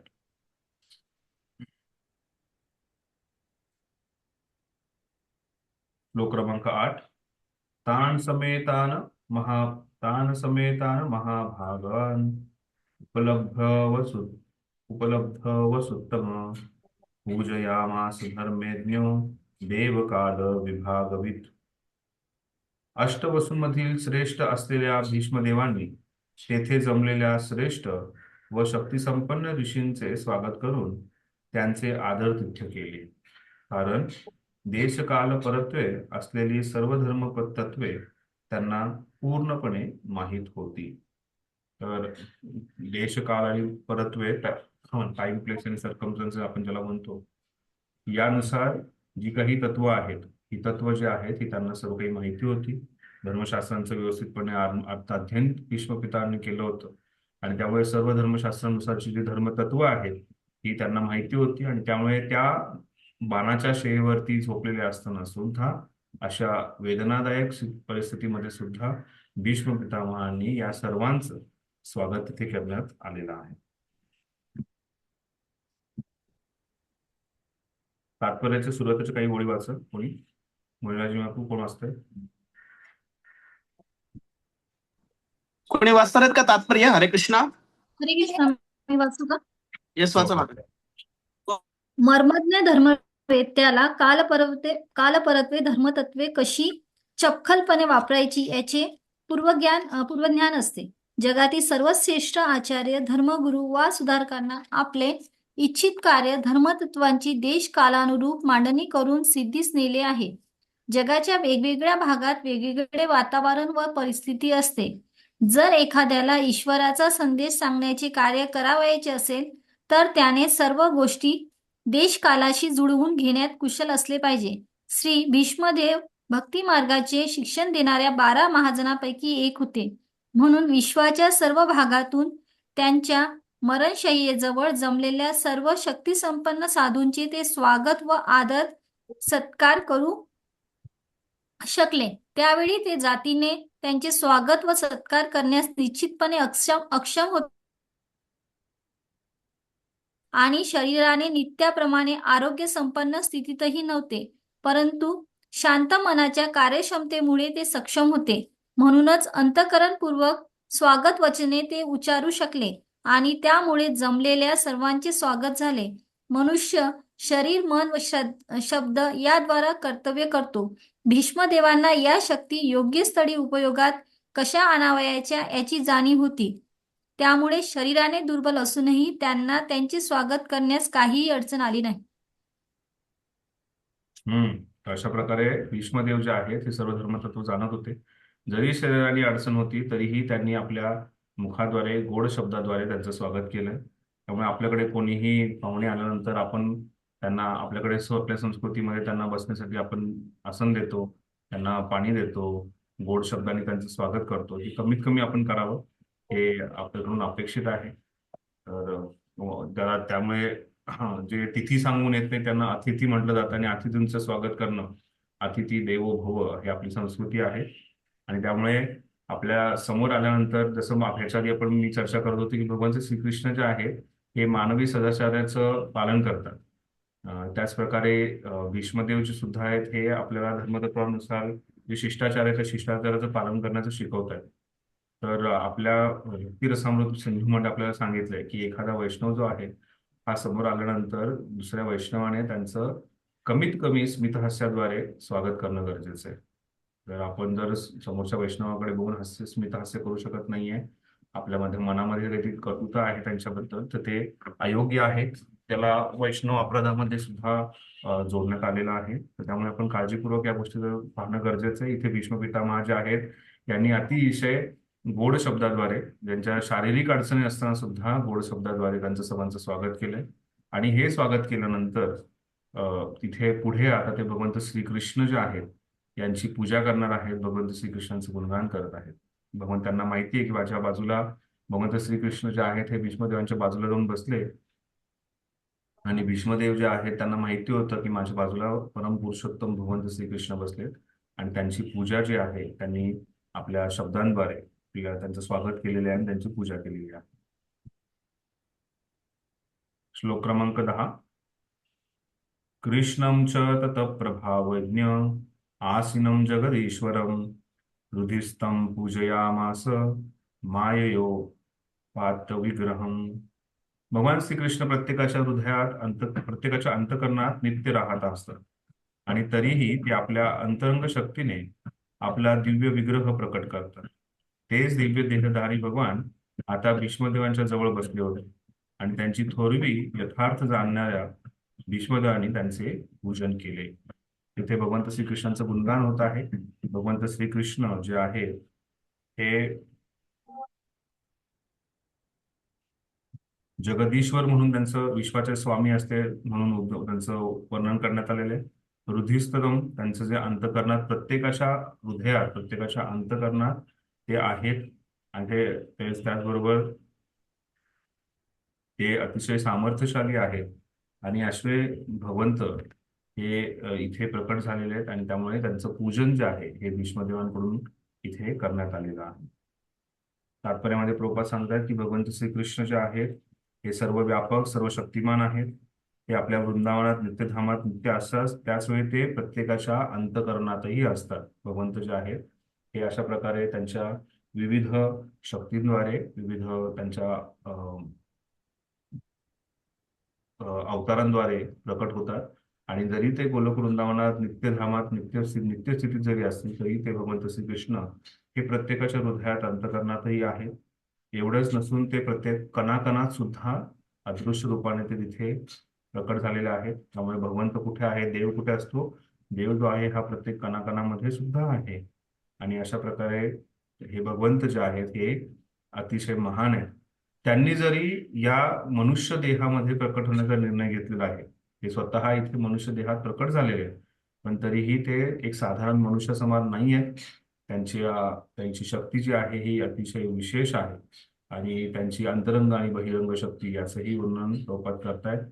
आणि ह्या दोन्हीही शक्तींचा, अंतरंग शक्तीच्या द्वारे त्या सर्व लीलांमध्ये ते आहेत, पण बहिरंग शक्तीच्या नियंत्रणामध्ये भगवंत श्रीकृष्ण कधीही येत नाही. आणि अशा भगवंतांचं इथे विशेष पूजन जे आहे ते भीष्मदेव करत आहेत. भीष्मदेवांच्या समोर जरी भगवंत आहेत, तरी भीष्मदेव जे आहेत ते अशा भगवंतांचं इथे पूजन करतात. आणि भगवंत श्रीकृष्णांना पाहिल्यानंतर, भगवंत श्रीकृष्णांचं वर्णन केल्यानंतर आता तिथे भीष्मदेव जे आहेत हे पांडवांकडे पाहत आहेत. पांडव जे आहेत ते उपस्थित आहेत. त्यांच्या मनामध्ये अतिशय दुःख आहे की त्यांचे अतिशय प्रिय असे भीष्म पितामह जे आहेत हे अशा बाणाच्या शैलीवरती झोपले, तर अतिशय वेदना होत आहेत. ते लवकरच हा देहाचा त्याग करणार आहेत. त्यांच्यापासून होणारा जो विरह आहे त्याचं हे भीष्मदेवांना दिसून येतं पांडवांना. त्यामुळे पांडवांना त्यांनी पाहिलं असं या श्लोकामध्ये, श्लोक क्रमांक 11 मध्ये आपण आता वर्णन पाहणार आहोत. पांडुपुत्रान उपासीनां प्रशय प्रेम संगदान अभ्यासचष्टानुरागाश्रय आश्रय अधिभूतेन चक्षुषा. महाराज पांडूंचे पुत्र शेजारी शांत बसले होते. मृत्यूपंथाला लागलेल्या आपल्या पितामहांबद्दलचे प्रेम त्यांच्या मनी दाटून आले होते. हे पाहून भीष्मदेवांनी त्यांच्या भावना वेगाने अभिनंदन केले. त्यांच्याबद्दलचे प्रेम व ओढ त्यांनी त्यांच्या अंतःकरण भरून येऊन त्यांच्या डोळ्यातून अत्यानंदाने प्रेमाश्रू वाहू लागले. तर इथे भीष्मदेव जे आहेत हे अतिशय प्रसन्न झाले. जसं मी सुरुवातीला सांगितलं की भीष्मदेवांची जी इच्छा होती की पांडुपुत्रांना विशेष करून युधिष्ठिर महाराजांना राजसिंहासनावरती बसण्याची किंवा राज वेशामध्ये पाहण्याची त्यांची इच्छा जी आहे ती पूर्ण झालेली आहे. त्यांचं दोघांचंही मन दाटून आलेलं आहे, त्यांना अतिशय भावना विवश झालेल्या आहेत. त्यांना दोघांनाही, पांडवांना आणि भीष्मदेवांना एकमेकांना पाहून जो आहे हा आनंद झालेला आहे. आणि पांडवांना या रूपात पाहून विशेष करून भीष्मदेव जे आहे त्यांच्या डोळ्यातून अश्रुधारा, आनंदाच्या अश्रुधारा ज्या आहेत त्या वाहू लागलेल्या आहेत. प्रेमाश्रू जे आहेत किंवा आनंदाचे अश्रू जे आहेत हे वाहू लागलेले आहेत आणि अतिशय प्रसन्नतेने इथे भीष्मदेव जे आहेत हे पांडुपुत्रांना, पांडवांना पाहत आहेत. अशा प्रकारे भगवंत श्रीकृष्ण, पांडव, त्याचबरोबरचे वेगवेगळे ऋषीमुनी जे आहेत या सर्वांचं स्वागत जे आहे हे भीष्मदेवांनी केलेलं आहे. भीष्मदेव जरीही त्या मृत्यूशय्येवरती आहेत तरीही भीष्मदेवांनी अतिशय उत्साहाने प्रत्येकाशी वेगवेगळ्या प्रकारे प्रेमाचं आदान प्रदान करत, प्रत्येक गोष्टीचा शिष्टाचाराचं पालन करत प्रत्येकाचं स्वागत केलंय. सर्व जे ऋषीमुनी आहेत त्या ऋषीमुनींचं स्वागत केलंय. भगवंत श्रीकृष्ण जे आहेत हे पूजनीय आहे, त्यामुळे त्यांचं पूजनही केलेलं आहे. आणि त्याचबरोबर पांडवांच्याकडे त्यांनी जेव्हा पाहिलं तर पांडवांच्या मनातली जी उद्विग्नता आहे, पांडवांच्या मनातले जे दुःख आहे ते जाणू शकलेत. आणि त्याचबरोबर पांडवांना अशा दिव्य तेजोमय रूपामध्ये, राजवेशामध्ये पाहून त्यांनाही अतिशय आनंदाचा आणि प्रेमाश्रू जे आहे ते त्यांच्या डोळ्यातून वाहू लागलेले आहेत. अशा प्रकारे हा एक विशेष वार्तालाप जो आहे हा आपण पाहिला. कोणाला काही प्रश्न आहे आतापर्यंतच्या चर्चेवर? श्लोक क्रमांक 11 च्या तात्पर्यामध्ये हरे कृष्णा. प्रभूजी, एक जे भीष्मदेवांनी ते उत्तरायण आणि दक्षिणायनमध्ये जे शरीर सोडलंय ते वास्तविक काय प्रेरणा आहे का? कारण भक्तांना ते लागू होत नाही ना वास्तविक. तर मग ते कुठल्या योगी लोकांसाठी त्यांनी काय असं काय प्रेरणा निर्माण केली का की हे किती अवघड मार्ग आहे, तर आपण भगवंतांची भक्ती करून कसं त्यांना प्राप्त करू शकतो, हे त्यांनी असं काही दाखवलं का? काय म्हणजे याच्यात काय आपण समजू शकतो, काय सिद्धांत याच्या मागे? येणार आहे या गोष्टी चर्चा, जेव्हा भीष्मदेवांचे जे शेवटचे काही श्लोक आहेत त्या श्लोकामध्ये या सगळ्या गोष्टीवरती चर्चा होणार आहे. थोडक्यात सांगायचं म्हटल्यानंतर भक्तांसाठी कसल्याही नियमांची गरज नाहीये. भक्ती तीर्थ महाराज जे आहेत, जेव्हा त्यांनी 2005 मध्ये देहत्याग केला तर त्यावेळेस त्यांना कॅन्सर होता. त्यांना त्यांचा पाय जो आहे हा तो गमवावा लागला कॅन्सरमुळे. आणि तशा परिस्थितीमध्ये नेहमी भगवंतांच्या कीर्तनामध्ये भावविभोर होऊन गात होते. त्यांना नंतर खूप वेदनाही होत होत्या. बऱ्याचशा भक्तांनी त्यांना सांगितलं की देहत्याग करण्यासाठी तुम्ही वृंदावनात जाऊ इच्छिता का? तर त्यावेळेस त्यांनी सांगितलं वृंदावनात जाण्याची गरज नाहीये. प्रभुपादांचं प्रत्येक मंदिर जे आहे हे वृंदावनासमान आहे. आणि त्यामुळे त्यांनी अमेरिकेतले गीतानगरी जे स्थान आहे तिथे आपला देहत्याग केला. सर्व भक्तगण त्यांच्या आजूबाजूला कीर्तन करत होते आणि अशा कीर्तनामध्ये भगवंतांचं नामस्मरण करत त्यांनी देहत्याग केला. तर भक्तांसाठी खरंच ह्या सर्व गोष्टींची गरज नाहीये. देशकालपात्र जे आहे हे गरजेचं नाहीये. तर ह्या घटनेकडे आपण जेव्हा पाहतो तर भागवताच्या मार्गानुसार, भागवतानुसार याची गरज नाहीये. पण त्याचबरोबर जेव्हा आपण ह्याला महाभारताच्या दृष्टिकोनातून पाहतो, महाभारत हा जो ग्रंथ आहे हा वर्णाश्रमावरती जास्त भार देतो. भागवत जो आहे हा भक्ती योगावरती जास्त भार देतो. आणि वर्णाश्रमावरती जो भार दिलेला आहे त्यामुळे प्रत्येक वर्ण आणि आश्रमानुसार प्रत्येकाचं कर्तव्य जे आहे ह्या समजून सांगितलं जातं. आणि मनुष्य म्हणून वर्णाश्रमानुसार तुमचं कर्तव्य जे आहे की तुम्ही कशा योग्य वेळेस, योग्य दिवशी, योग्य काल, योग्य तिथीला, योग्य कालामध्ये, तुम्ही योग्य परिस्थितीमध्ये, योग्य ठिकाणावरती तुम्ही देहत्याग करावा, असं ते भागवताच्या पद्धतीने नाही पण महाभारताच्या शिकवणीकडून दाखवण्यात येतं. आणि त्यामुळे त्याचं वर्णन येतं की त्यांनी जो आहे हा दक्षिणायनातून सूर्य जेव्हा उत्तरायणात गेला त्यावेळेस ती योग्य वेळ जी आहे ती योग्य वेळ साधली आणि त्यावेळेस त्यांनी जो आहे आपला देहत्याग केला. ओके, लक्षात आलं. म्हणजे वर्णाश्रम पद्धतीच्या नुसार त्यांनी आपल्याला एक शिकवण दिली. बरोबर, एक्झॅक्टली. थँक्यू प्रभूजी. अजून कोणाला काही विचारायचं आहे? प्रभूजी, त्यांना इच्छा मरणाचं देखील वरदान होतं ना, त्यामुळे देखील त्यांनी देह ठेवला असेल. हो हो हो, त्यांना इच्छा मृत्यू त्यांचं होतं आणि त्यामुळे त्यांनी तेवढ्या कालावधीत थांबले ते. आणि तेवढ्या कालावधीत थांबल्यानंतर त्यांनी जे आहे हे देहत्याग केले. ते महान ऋषी होते, ते भगवंतांचे महान भक्त होते, पण बाह्य रूपाने ह्या कुठल्याही गोष्टी दिसून येत नव्हत्या. त्या गोष्टी समजण्यासाठी आपल्याला भागवताचाच आश्रय घ्यावा लागेल, जेणेकरून आपल्याला समजेल की त्यांनी जे काही कार्य केलेलं आहे हे सर्व काही भगवंतांच्या आदेशानुसार, उपदेशानुसार केलेले. जर महाभारताच्या पद्धतीने आपण पाहण्याचा प्रयत्न केला तर असं वाटतं की भीष्म पितामह जे आहेत हे एक राजा समान होते, राज्यकारभारात त्यांनी भाग घेतला, त्यांना पांडवांप्रती प्रेम होतं, पण पांडवांप्रती जरी प्रेम त्यांचं होतं तरी पण त्यांनी आपलं कार्य करताना जे आहे हे कौरवांची बाजू घेतली, कौरवांनाच ते जास्तपणे प्रामाणिक होते आणि त्यांनी ते चुकीचं केलं असं बऱ्याच वेळा गैरसमज होतो. आणि त्यामुळे आपण ह्या सर्व गोष्टी भागवतांप्रमाणेच समजून घेतलेल्या बऱ्या आहेत.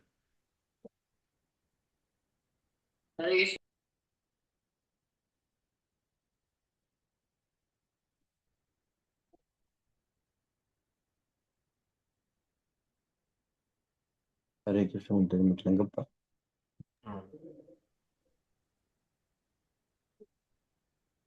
ठीक.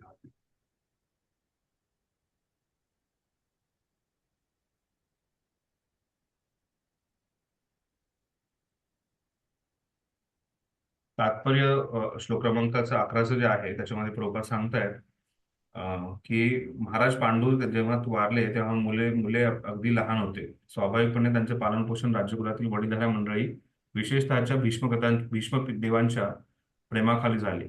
पुढे पांडव मोठे झाल्यानंतर धृत, दुर्योधन आणि बंधू त्यांना फसवले. पांडव हे पूर्णपणे निरपराधी होते. त्यांना अकारण संकटात ढकलले जात होते.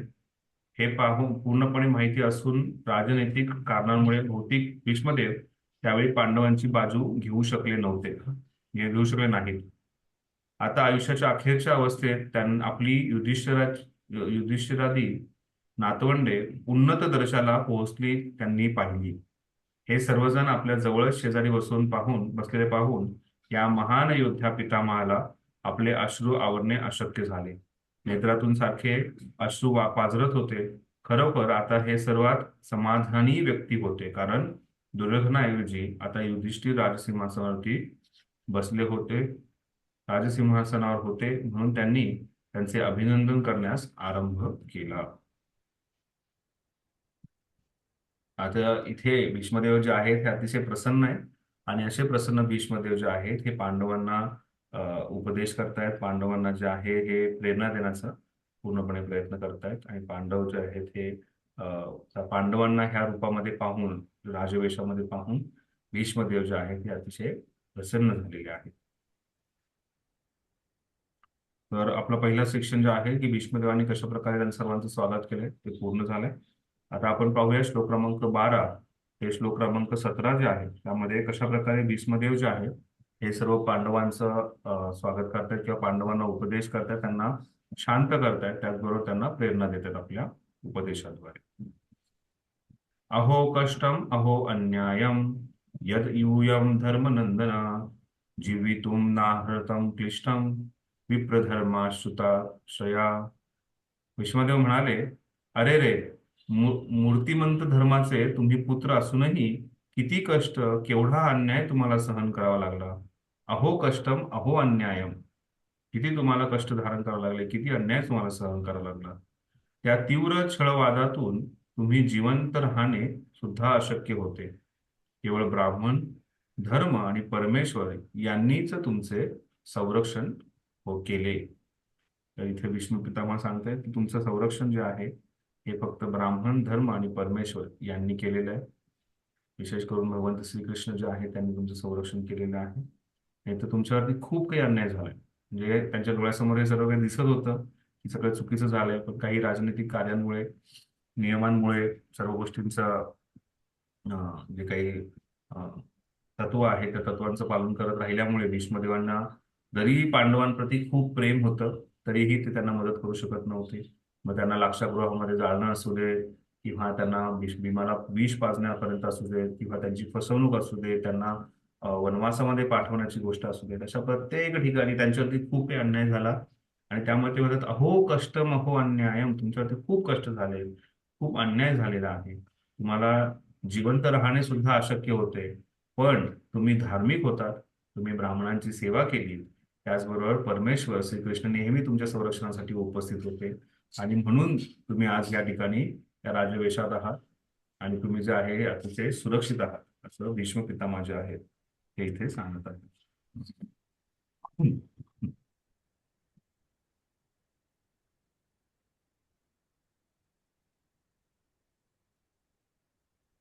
कुरुक्षेत्रातील युद्धामध्ये जो प्रचंड नरसंहार झाला त्यामुळे युधिष्ठिर महाराजांचे मन अप्रसन्न होते.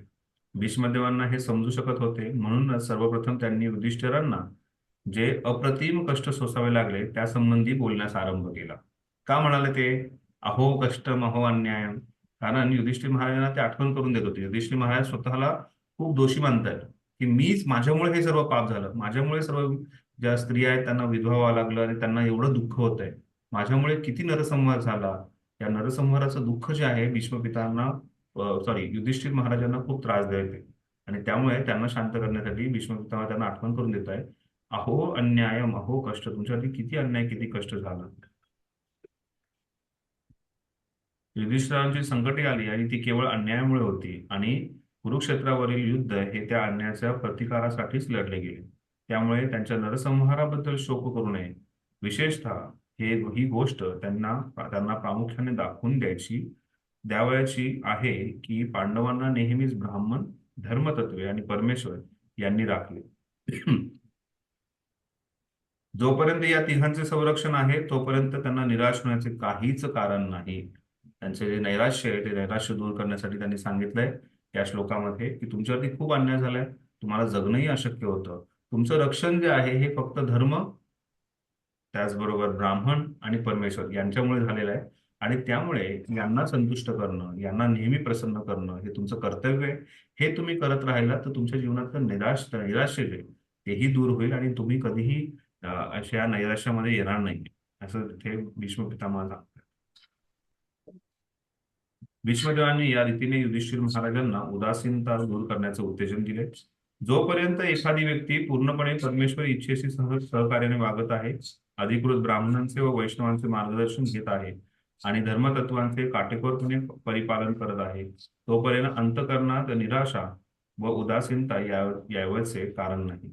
मग परिस्थिती किती का आणीबाणीची असे ना, एक अधिकारी पुरुष त्या नात्याने भीष्मदेवांना ही गोष्ट पांडवांच्या मनावर बिंबवण्याची आहे. खूप महत्वाची शिकवण जी आहे इथे आपल्याला भीष्म पितामह देत आहे की कशा प्रकारे आपल्या जीवनामध्ये सुद्धा आपल्याला नैराश्य येईल, आपल्या जीवनामध्येही अशा बऱ्याचशा काही अडचणी येतील, आपल्या जीवनामध्येही बऱ्याच काही विपदा आपल्या समोर येतील. अशा विपदांना, नैराश्याला, अडचणींना जर आपल्याला सामोरे जायचं असेल तर आपल्याला आपले गुरु, साधू जे आहेत, शास्त्र जे आहे त्यांचा आश्रय घेणं गरजेचं आहे. आपल्याला जे आहे भगवंत श्रीकृष्ण परमेश्वराचा आश्रय घेणं गरजेचं आहे. आपण पाहतो की आपल्याला ज्या काही अडचणी आहेत त्या अडचणीमध्ये उत्तर मिळतं की हरे कृष्ण महामंत्राचा जप करा, तुम्ही तुमच्या अडचणीतून दूर व्हाल. तर याद्वारे आपण काय करतो, आपण परमेश्वराचा आश्रय घेतो.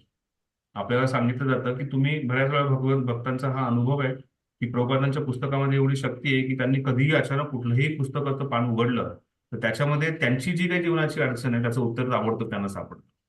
या ग्रंथांमध्ये सगळं काही प्रश्नाची उत्तरं आहेत. साधूंकडे आपल्याला, भक्तांकडे आपल्याला प्रश्नांची उत्तरं मिळणार आहेत आणि त्याचबरोबर विशेष करून परमेश्वराला प्रार्थना केल्यानंतरच आपल्या जीवनातल्या अडचणी ज्या आहेत ह्या दूर होणार आहेत. आणि आपल्या जीवनातली सर्वात मोठी अडचण जी आहे ती म्हणजे ही मायाशक्ती जी आहे किंवा हे प्रलोभनं जे आहेत जेणेकरून आपण भगवंतांपासून दूर जातोय. आणि त्यासाठी आपल्याला परमेश्वरांचे चरण पकडण्याशिवाय दुसरा कुठलाही मार्ग नाहीये. कालच माझी काही विद्यार्थ्यांबरोबर चर्चा चालू होती की या जगामध्ये खूप वेगवान गोष्टी आहेत आणि त्या वेगवान गोष्टींमध्ये म्हणजे वेग जो आहे, या वेगाची चर्चा चालली होती. वेग आपण ज्याला म्हणतो वाचो वेगम, मनस क्रोध वेगम, जिव्हा वेगम, उदरोपस्थ वेगम, हे 6 प्रकारचे वेग आहेत. आणि या वेगांमध्ये व्यक्ती जो आहे त्या वेगाचा प्रभाव एवढा प्रचंड आहे, एवढा प्रभावशाली आहे की व्यक्ती वाहून जातो.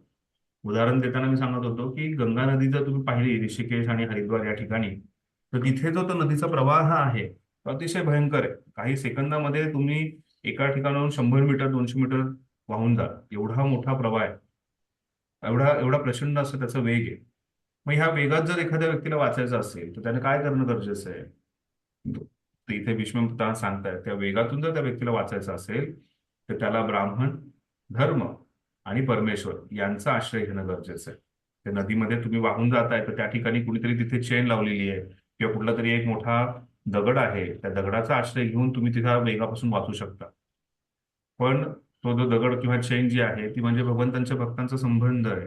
त्याचबरोबर भगवंतांचे चरणकमल आहे, त्यांचं हरिनाम आहे, त्यांनी दिलेला उपदेश जो आहे त्याच्याद्वारेच आपण आपलं रक्षण करू शकतो. आपल्या सामर्थ्यावरती आपण रक्षण करू शकत नाही. भीष्म पितामह इथे त्यांना सांगतायत की तुम्ही कसल्याही प्रकारचं दुःख करू नका, तुमच्यासाठी अन्याय झालाय आणि त्या अन्यायासाठी तुम्ही युद्ध केलेलं आहे आणि त्यामुळे ते योग्य आहे. आणि त्या अन्यायामध्ये तुम्ही एक फार महत्वाची गोष्ट केली, ते म्हणजे तुम्ही ब्राह्मण धर्म आणि जे परमेश्वर आहे यांच्या आश्रयाखाली राहिला आणि त्यामुळे तुमचं नेहमी संरक्षण होत राहिले. त्यामुळे एक उत्कृष्ट शिकवण भीष्म पितामह आपल्यालाही देत आहेत की आपल्या जीवनामध्ये सुद्धा आपल्याला गुरु साधू शास्त्र जे आहे त्यांचा आश्रय घेणं गरजेचं आहे. भगवंत श्रीकृष्णांच्या चरणकमलांचा आश्रय घेणं गरजेचं आहे. आणि ह्या कलियुगामध्ये उत्कृष्ट प्रकार जो आहे, ज्या प्रकारे भगवंतांच्या चरणाचा आश्रय घेऊ शकतो, तो म्हणजे हरे कृष्ण कृष्ण कृष्ण हरे हरे, हरे राम राम राम. हरे राम हरे राम राम राम. तर या जगातही आपल्यावरतीही अन्याय होऊ शकतो, आपल्या जीवनातही अडचणी येऊ शकतात. तर आपल्याला अशा प्रकारे पांडवांच्या उदाहरणातून भीष्म पितामह सांगतायत की असा आश्रय घेणं गरजेचं आहे. आणि अशाच प्रकारे त्यांच्या जीवनात पांडवांचं जे नैराश्य आहे ते दूर करण्यासाठी भगवान सांगतायत, तुम्ही नरसंहाराचे कारणीभूत नाहीये आणि तुम्ही जो आहे हे अन्यायाच्या विरोधात लढलात आणि इथे तुम्ही जो आहे हा असा आश्रय घेणं गरजेचं. श्लोक क्रमांक 13. संस्थिते तीर्थे पांडव कृथा बाल प्रजावधू युष्मत्कृते बहून क्लेशान प्राप्ता तो भवती मुहू. इथे कुंती महाराणीचं वर्णन भीष्म पितामह करतात. भीष्म पितामह कुंती महाराणीची आठवण करतात आणि सांगतात की कुंती महाराणीला सुद्धा खूप काही दुःख जे आहे हे भोगावं लागलेलं आहे. माझी सून कुंती, तिच्या संबंधी बोलायचे तर थोर सेनानी पांडूंच्या मृत्यूनंतर ती विधवा झाली. तिच्या पदरी तुम्ही लहान मुले होता आणि त्यामुळे तिला हाल काढावे लागले. आणि जेव्हा तुम्ही मुले मोठी झाला तेव्हा सुद्धा तुमच्या कृतीमुळे तिला अतिशय दुःख सोसावे लागले. कुंतीच्या हाल अपेष्टाला तात्पर्य दुहेरी स्वरूप आहे. एकतर तरुण वयात वैधव्य झाले, राजकुटुंबात आपल्या लहान मुलांना वाढवणे तिला भाग होते, ती पहिली दुःखाची गोष्ट. पुढे जेव्हा मुले मोठी झाली तेव्हाही त्यांच्या कृतीमुळे तिचे दुःख सुरूच होते. एकूण तिचे हाल चालूच राहिले. त्याचा अर्थ हा की देवानेच तिच्या कपाळी दुःख भोगण्याचे लिहिले होते आणि शांत चित्त ठेवून ते सोसणे एवढेच कोणालाही करता येणे शक्य होते. तर इथे भीष्मपिता सांगतात कुंती, तिचं तर पहिलं तर वैधव्य आलं आणि दुसरं जे आहे हे पांडवांवरती जो होणारा अन्याय इथे वर्णन करणं आहे की तुमच्या कृतीमुळे. तर असं पहिल्यांदा वाटतं की कोणीतरी असा विचित्र मुलगा आहे किंवा विचित्र पुत्र आहेत आणि त्या विचित्र पुत्रांच्या काहीतरी वाईट कार्यामुळे जे आहे आई वडिलांना दुःख होतं, आई वडिलांना जो आहे त्रास होतो. इथे त्याचं जरी असं वर्णन असेल की तुमच्या कृतीमुळे, त्यांच्या कृतीमुळे म्हणण्यापेक्षा पांडवांप्रती जी कौरवांची ईर्ष्या होती, त्या ईर्ष्येपोटी जे आहे हे पांडवांना जो काही त्रास होत होता आणि त्या पांडवांच्या होणाऱ्या त्रासाला इथे वर्णन करण्यात आलंय की तुमच्या कृतीमुळे तिला जे काही दुःख जे आहे ते होत होतं आणि त्या दुःखामध्ये तिचं जीवनच आहे हे पूर्ण दुःखमय झालेलं आहे. तर हे सांगून सुद्धा त्यांना आठवण करून देतात की कुंतीवरती खूप अन्याय झालाय, जी माझी सून आहे आणि त्या माझ्या सुनेवरती खूप अन्याय झाला आणि त्या अन्यायाच्या विरोधात तुम्ही उभे राहिलात आणि काय काम करत होते? कुंती महाराणी जे आहे. डोळे दीपन नव्हते. हरे कृष्ण, काही प्रश्न आहे का? काय ते झोपलेलं थोडीच आहे. हरे कृष्ण. माईक चालू आहे कोणाचा? तर कुंती महाराणीवरती जो अन्याय झालेला आहे त्या अन्यायाविरोधात तुम्ही उभे राहिलाय आणि त्यामुळे तुम्ही कसल्याही प्रकारे दुःख करून घेऊ नका. कोणाला काही विचारायचं आहे श्लोक क्रमांक 12-13 वरती? ठीक आहे. श्लोक क्रमांक 14. सर्व काल कृतम मन्ये भवता यत् प्रियम सपालो यद्वशे लोको वायोरेव घनावली. मला असे वाटते की सर्व काळाची करणी आहे. काल प्रत्येकास अनुलंघ्य आहे. जसा वाऱ्याच्या अधीन मेघांचा समूह असतो त्याचप्रमाणे सर्व लोकातील जीव मात्र या काळाच्या अधीन असतात. वायोरिव घनावली हे एकदम प्रसिद्ध असं वाक्य आहे. की जशा प्रकारे वायोरीव घनावली, जे घन जे आहेत म्हणजे जे मेघ आहेत, आकाशातले जे मेघ आहेत, हे त्यांना कोण नियंत्रित करतो? एक वाहता वारा जो आहे तो नियंत्रित करतो. आपण पाहतो की मोठे मोठे आकाशातले जे ढग आहेत ते एका ठिकाणून दुसरीकडे वाहत असतात. ते कशामुळे वाहतात? की वायूचा जो प्रभाव आहे त्या वायूच्या प्रभावाने ते वाहत असतात. तशाच प्रकारे काळ जो आहे, कृष्ण म्हणतात कालोस्मी, मी समय, मैं समय हूं, मैं समय हूं, आय एम द टाइम. तर तो जो वेळ आहे, काल जो आहे, त्या काळाच्या प्रभावामध्ये प्रत्येक जण अडकलेला आहे आणि ह्या काळाच्या प्रभावानुसारच सर्व काही गोष्टी होत आहेत. त्यामुळे आपण पाहतोय की याच्या आधी एकदा दोनदा चर्चा आली, देश काल पात्र दोनदा शब्द आलेले. तर त्या देश काल आणि पात्र याच्यानुसार भरपूर गोष्टी होतात आणि त्यातला जो काळ जो आहे, काल हा जो आहे हा अतिशय महत्वाचा भाग आहे. आणि तो व्यक्तीच्या जीवनामध्ये जो तो कालावधी येतो, मग तो चांगला काळ असू शकतो किंवा वाईट काळ असू शकतो. त्या वाईट काळामध्ये इथे कुंतीला खूप दुःख भोगावं लागलंय, पांडवांनाही खूप दुःख भोगावं लागलंय आणि काळाच्या नियंत्रणामध्येच सर्व गोष्टी होत आहेत असं इथे भीष्म पितामह जे आहे हे सांगतायत की सर्व कालम कृतम म्हणणे भवताम च यत्प्रियम सपालो यद्वशे लोका वायोरीव घनावली. ज्या प्रकारे मोठे मोठे ढग जे आहेत हे वायूच्या प्रभावाखाली येतात, त्याच प्रकारे आपलं पूर्ण जीवन जे आहे हे काळाच्या प्रभावामध्ये आहे आणि या काळाच्या प्रभावानुसार आपलं जीवन जे आहे हे वाहत आहे. त्यात कधी सुख कधी दुःख जे आहे हे आपल्याला भोगावं लागणार आहे.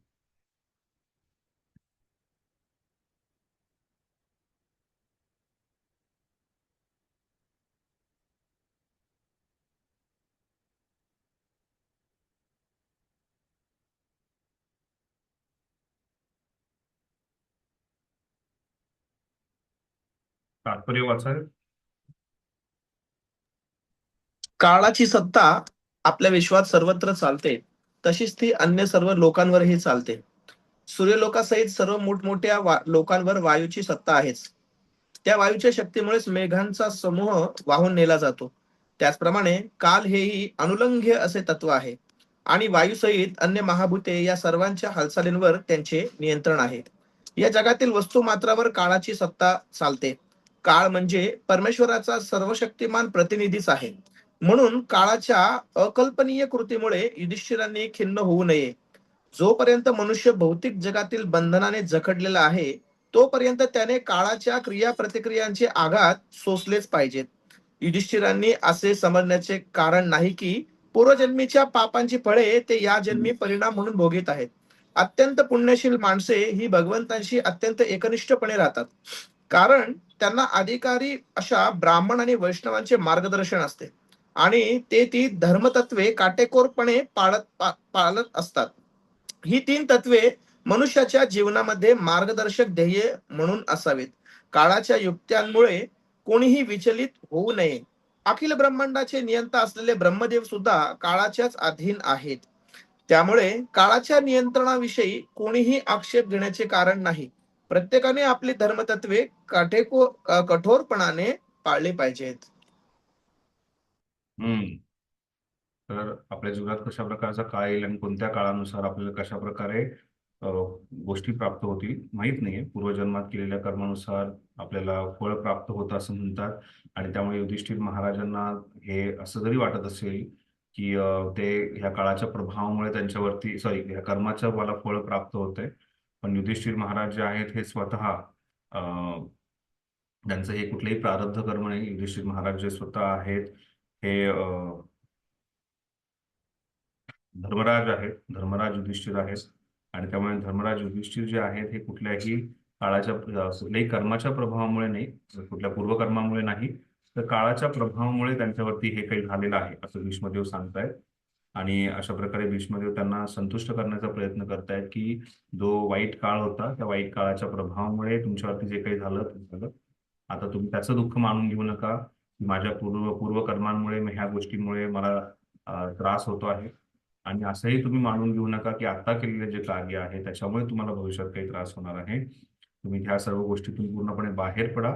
हा जो पूर्ण काळाचा प्रभाव जो आहे या काळाच्या प्रभावामुळे या सर्व गोष्टी होत आहेत हे समजून सांगून भीष्मदेव जे आहेत ते युधिष्ठिर महाराजांना थोडं शांत करण्याचा प्रयत्न करत आहेत. यत्र धर्मो सुतो राजा गदापाणिर्वृकोदर कृष्णोस्त्री गांडीवं चापं सहुत्कृष्ण सतो विपत्. अहो, या अपरिहार्य कालाची महिमा किती अद्भुत आहे. त्याच्या उलट कोणालाही जाता येणे शक्य नाही. नाहीतर प्रत्यक्ष धर्मनियंत्रण करणाऱ्या यमधर्माचा पुत्र राजा युधिष्ठिर, गदायुद्धात प्रवीण असलेला भीम, आपले गांडीव धनुष्य घेऊन हजर असणारा श्रेष्ठ धनुर्धर अर्जुन आणि सर्वात महत्वाचे म्हणजे सर्व पांडवांचे कल्याण करणारे भगवान श्रीकृष्ण, हे सर्व तेथे असतानाही असे विपरीत कसे घडले असते. इथे सांगतायत की भगवंत श्रीकृष्ण जर स्वतः तिथे होते तरीही पांडवांबद्दल असं विपरीत का घडलं, विपरीत कसं काय घडू शकलं, किंवा हा जो मोठा नरसंहार झालेला आहे इथे स्वतः कृष्ण उपस्थित होते तरीही अशा भयंकर गोष्टी का घडल्या. किंवा युधिष्ठिर महाराज इतके धर्मराज आहेत, नंतर गदाधारी भीम आहे, गांडीवधारी जो आहे हा अर्जुन आहे, इथे त्यांचं गुणगान करताय की तुम्ही अतिशय शक्तिशाली आहात, तुम्ही कुठल्याही गोष्टीला सामोरे जाण्यासाठी तुमचं सामर्थ्य आहे, पण त्याच्यावरतीही काळाचा प्रभाव आहे. आणि काळाचा प्रभाव इतका स्ट्रॉंग आहे, इतका अद्भुत आहे की त्याच्यासमोर त्या काळाच्या प्रभावामुळे तुम्हाला ह्या अडचणींना सामोरं जावं लागलेलं आहे. तर इथे भगवंतांना भीष्म पितामह जे आहेत हे सांगतायत की हे सर्व काळाच्या प्रभावामुळे झाले, की कशा प्रकारे जर हे भगवंतांचे इतके उत्कृष्ट भक्त होते, भगवंतांबरोबर कोणी वात्सल्य भावात होतं, प्रेम कोणी साख्य भावात होतं, आणि अशा साख्य भावात असणारा अर्जुन असू दे किंवा वात्सल्य भावात असणारे युधिष्ठिर भीम असू देत किंवा दास्य भावातले त्यांचे बाकी बंधू असू देत, हे सर्वजणी भगवंतांवरती अतिशय प्रेम करणारे होते. तरीही हे सर्व व्यक्ती जे आहेत यांना का बरं असं काळाच्या प्रभावाखाली जावं लागलं असेल, असा एक प्रश्न जो आहे हा इथे उपस्थित होतो. आणि त्यामुळे असं वाटू शकतं की काय त्यांनी पूर्वजन्मात काहीतरी चुकीचं कार्य केलंय, त्यांना काहीतरी प्रारब्धामुळे काही त्यांना ह्या गोष्टी जाव्या लागतात का. पण ते तसं नाहीये. भीष्मदेव जे आहे हे त्याचं उत्तर जे आहे हे 16व्या श्लोकात देत आहेत. श्लोक क्रमांक 16. न यस्य कर्हिचित् राजन् पुमान् वेद विधिक्षम यद्विजाज्ञासया युक्ता मुह्यन्ति कवयोपिः. हे राजा, कोणीही माणसाला भगवंतांच्या मनातल्या योजनांची कल्पना करता येणे शक्य नाही. मोठे महाज्ञानी जरी झाले तरी ते सुद्धा त्या योजनांचे संपूर्ण आकलन करताना पूर्णपणे गोंधळून जातात. तर हे का झालं. मला जरी वाटत असेल हे पूर्वकर्मानुसार झालंय किंवा काळाची महिमा पण अतिशय स्ट्रॉंग आहे, तीव्र आहे, आणि हे काळाच्या प्रभावामुळे झाले असे युधिष्ठिर महाराजांना भीष्मदेवांनी सांगितलं.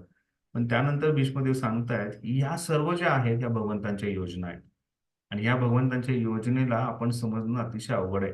मोठे मोठे पंडित जे आहेत, महान ऋषीमुनी आहेत, त्यांना सुद्धा या योजना पूर्णपणे समजतील यात काही शाश्वती नाहीये. पूर्णपणे समजण्यासाठी तेही गोंधळून जाऊ शकतात.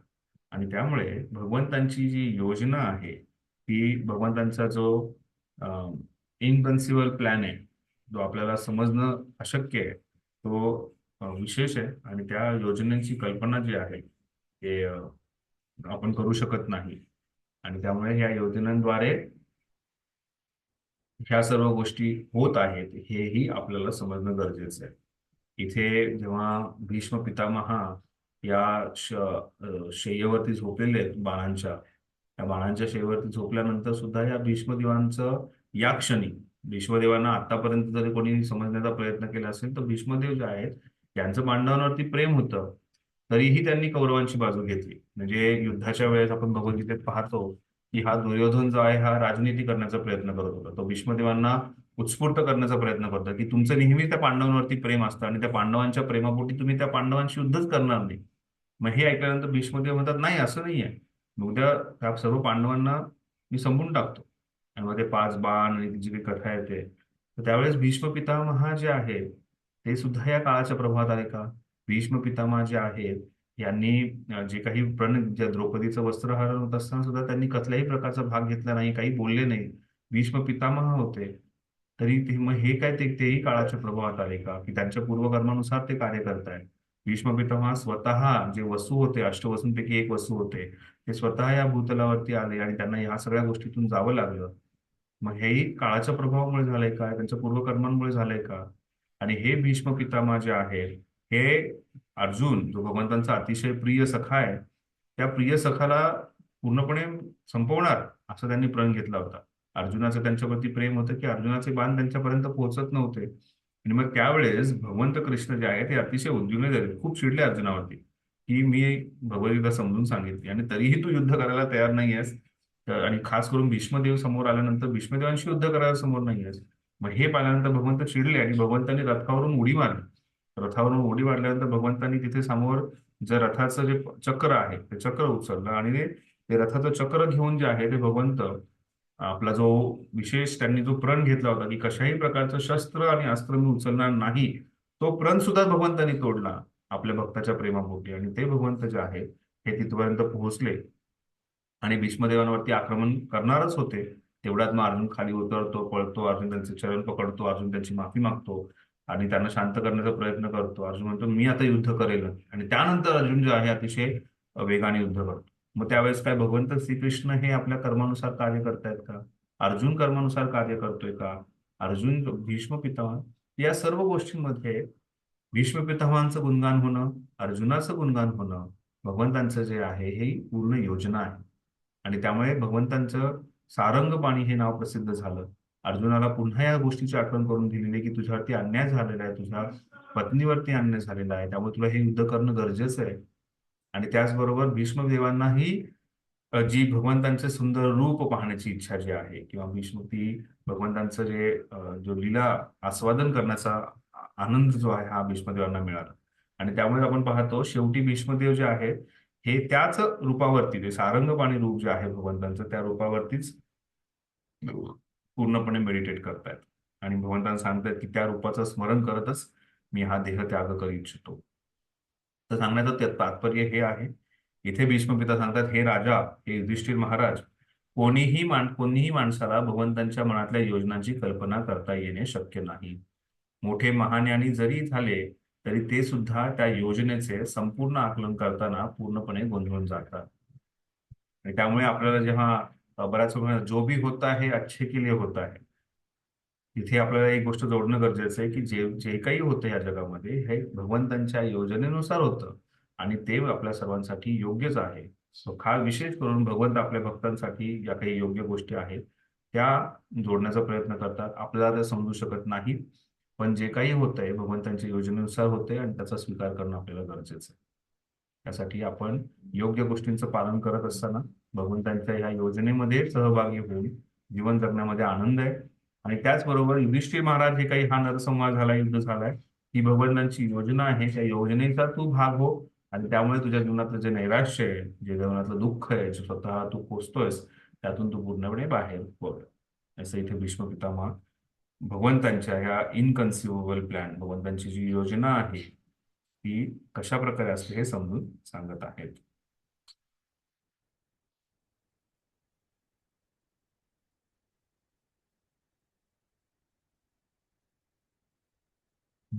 तात्पर्य भीष्म हे 12 महाजनांपैकी एक आहेत. भीष्म आणि महाराज युधिष्ठिरांच्या मनावर हे ठसवले की भीष्म यांनी महाराज युधिष्ठिरांच्या मनावर ठसवले की अगदी प्राचीन काळापासून शिव आणि ब्रह्मदेव यांच्यासारखे देव सुद्धा भगवंतांच्या मनातल्या नेमक्या योजना समजू शकले नाहीत.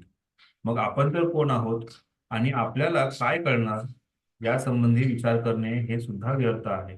मोठमोठ्या ऋषीमुनींनी त्यांच्या संबंधी व्यापक आणि सखोल असे तात्विक चिंतन करूनही भगवंतांच्या योजनेचे त्यांना काहीही थांगपत्ता लागला नाही. त्यामुळे भगवंतांच्या आज्ञेचे विना तक्रार पालन करणे हेच सर्वात उत्तम सूत्र आहे. पांडवांना सोसावी लागलेली दुःख ही त्यांच्या पूर्वकृत्याचा परिणाम म्हणून सोसावी लागली असे कधीच मानू नये.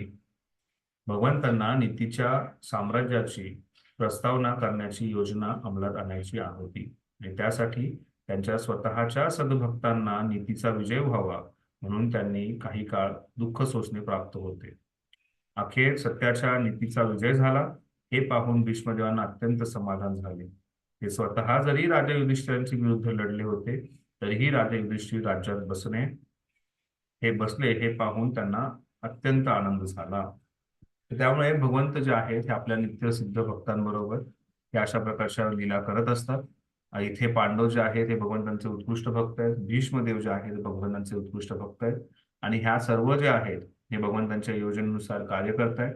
एक महत्वाचं वाक्य तात्पर्यात लिहिलेलं आहे की भगवंतांच्या आज्ञेचे विना तक्रार पालन करणे हेच सर्वात उत्तम सूत्र आहे. त्यामुळे भगवंतांच्या आज्ञेचे विना तक्रार पालन करणे सर्वात मोठं सूत्र आहे आणि हेच पांडवांनी केलंय. पांडवांनी ज्या प्रकारे कृष्णाने सांगितलं त्या सर्व गोष्टींचं जसंच्या तसं पालन केलेलं आहे. कसल्याही प्रकारचा प्रश्न तक्रार केलेली नाहीये आणि त्यामुळे ते पांडवांच्या जीवनात जे काही झालंय ही भगवंतांची योजना आहे आणि तुम्ही त्यामुळे चिंता करू नका. ही कृष्णाची योजनेनुसार झालंय आणि ह्यातून आपण हेही पाहतो की भीष्म पितामह आणि पांडव यांना भगवंत श्रीकृष्ण जे आहे ते पूर्ण पुरुषोत्तम आहे हे पूर्णपणे ज्ञात आहे. कृष्ण डब्याचा काही फोन येतो डब्यासाठी.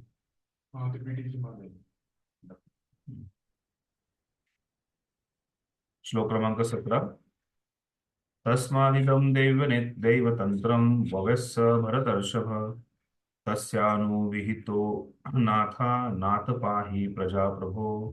हे भरत कुलोत्पन्न श्रेष्ठ पुरुषा, मी निश्चयाने सांगतो की जे घडले ते सर्व परमेश्वराच्या इच्छेप्रमाणे घडले आहे.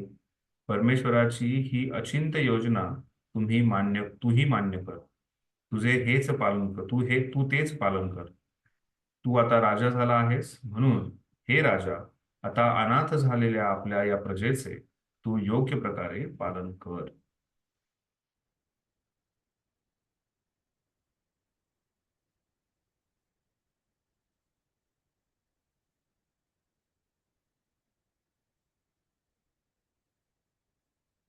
इथे भरत कुलोत्पन्न श्रेष्ठ पुरुषा म्हणून इथे युधिष्ठिर महाराजांचं गुणगान करण्यात आलं आहे. या भरत कुलामध्ये भीष्म पितामहांसारखे श्रेष्ठ व्यक्ती आहेत आणि तशाच प्रकारे युधिष्ठिर तू सुद्धा या भरत कुलामध्ये उत्पन्न झालेला एक श्रेष्ठ पुरुष आहेस आणि तू या भरत राजा या परमेश्वरांच्या भरत कुलातले उत्पन्न झालेला युधिष्ठिर परमश्रेष्ठ पुरुष म्हणून तू निश्चयाने मी इथे सांगतोय की तू भगवंतांनी जे काही इच्छेप्रमाणे कार्य घडवलेले आहे त्याचा स्वीकार कर आणि परमेश्वरांची ही योजना जी आहे ही मान्य करून घे आणि त्या योजनेचं तू पालन कर. आणि त्यामुळे तू जो आहे ह्या योजनेचं पालन जर केलंस तर नक्कीच या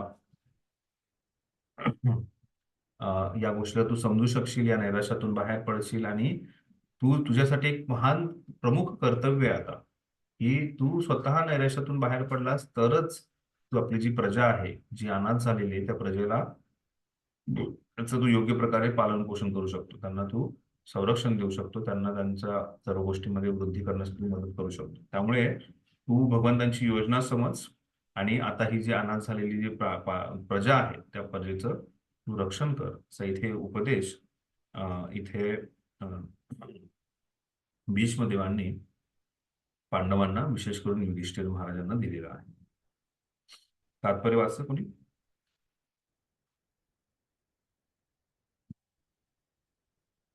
तात्पर्य वाचता का कोणी? हरे कृष्ण. हरे कृष्ण. तात्पर्य: आपल्याकडे एक सार्वत्रिक म्हण आहे, लेकी बोले सुने लागे.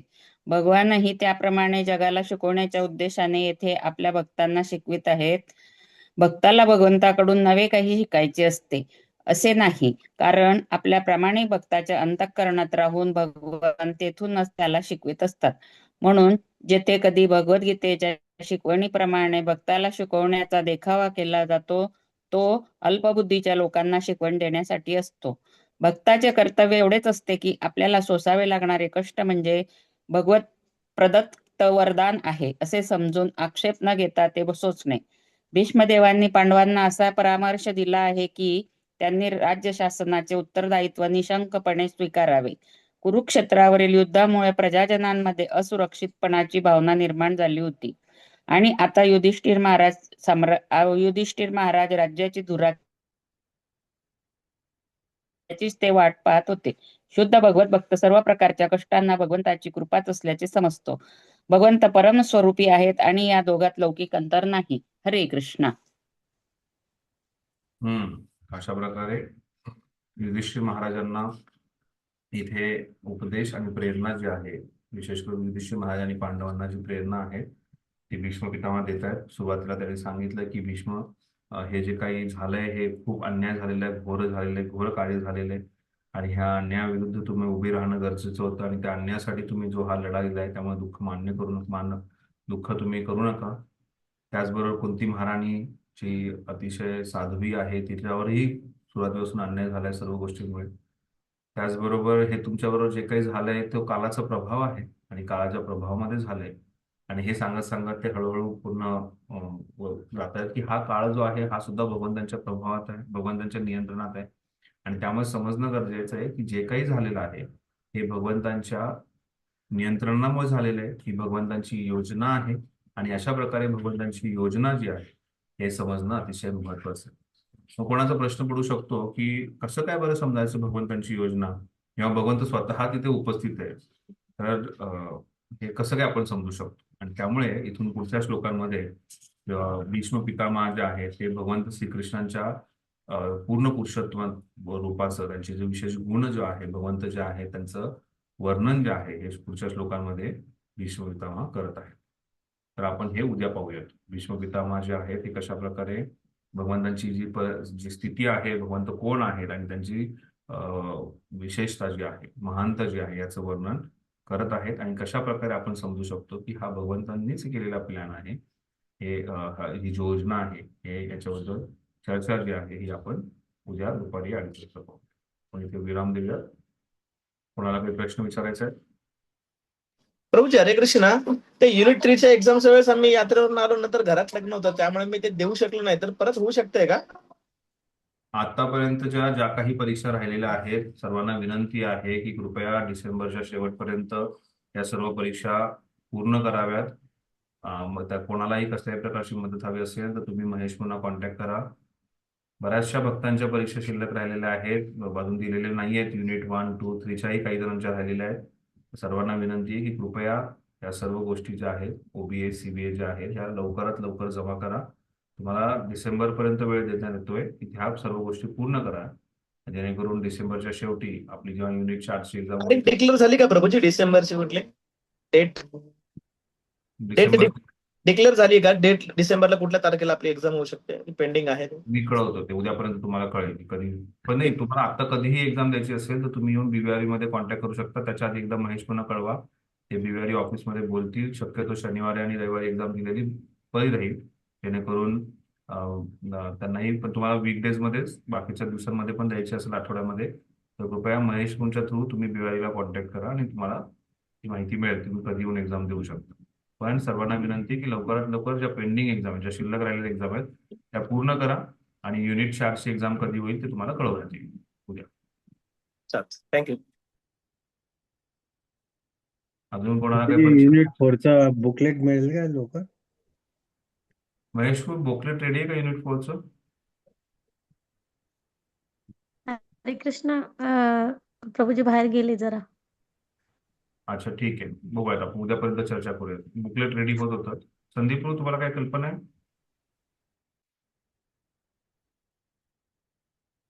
ठीक आहे, आपण पाहूया उद्यापर्यंत. ठीक आहे गुडाकेश भाऊ, चालेल. धन्यवाद. श्रीमद भागवतम की जय. श्रील प्रभुपाद की जय. हरे कृष्ण. हरे कृष्णा.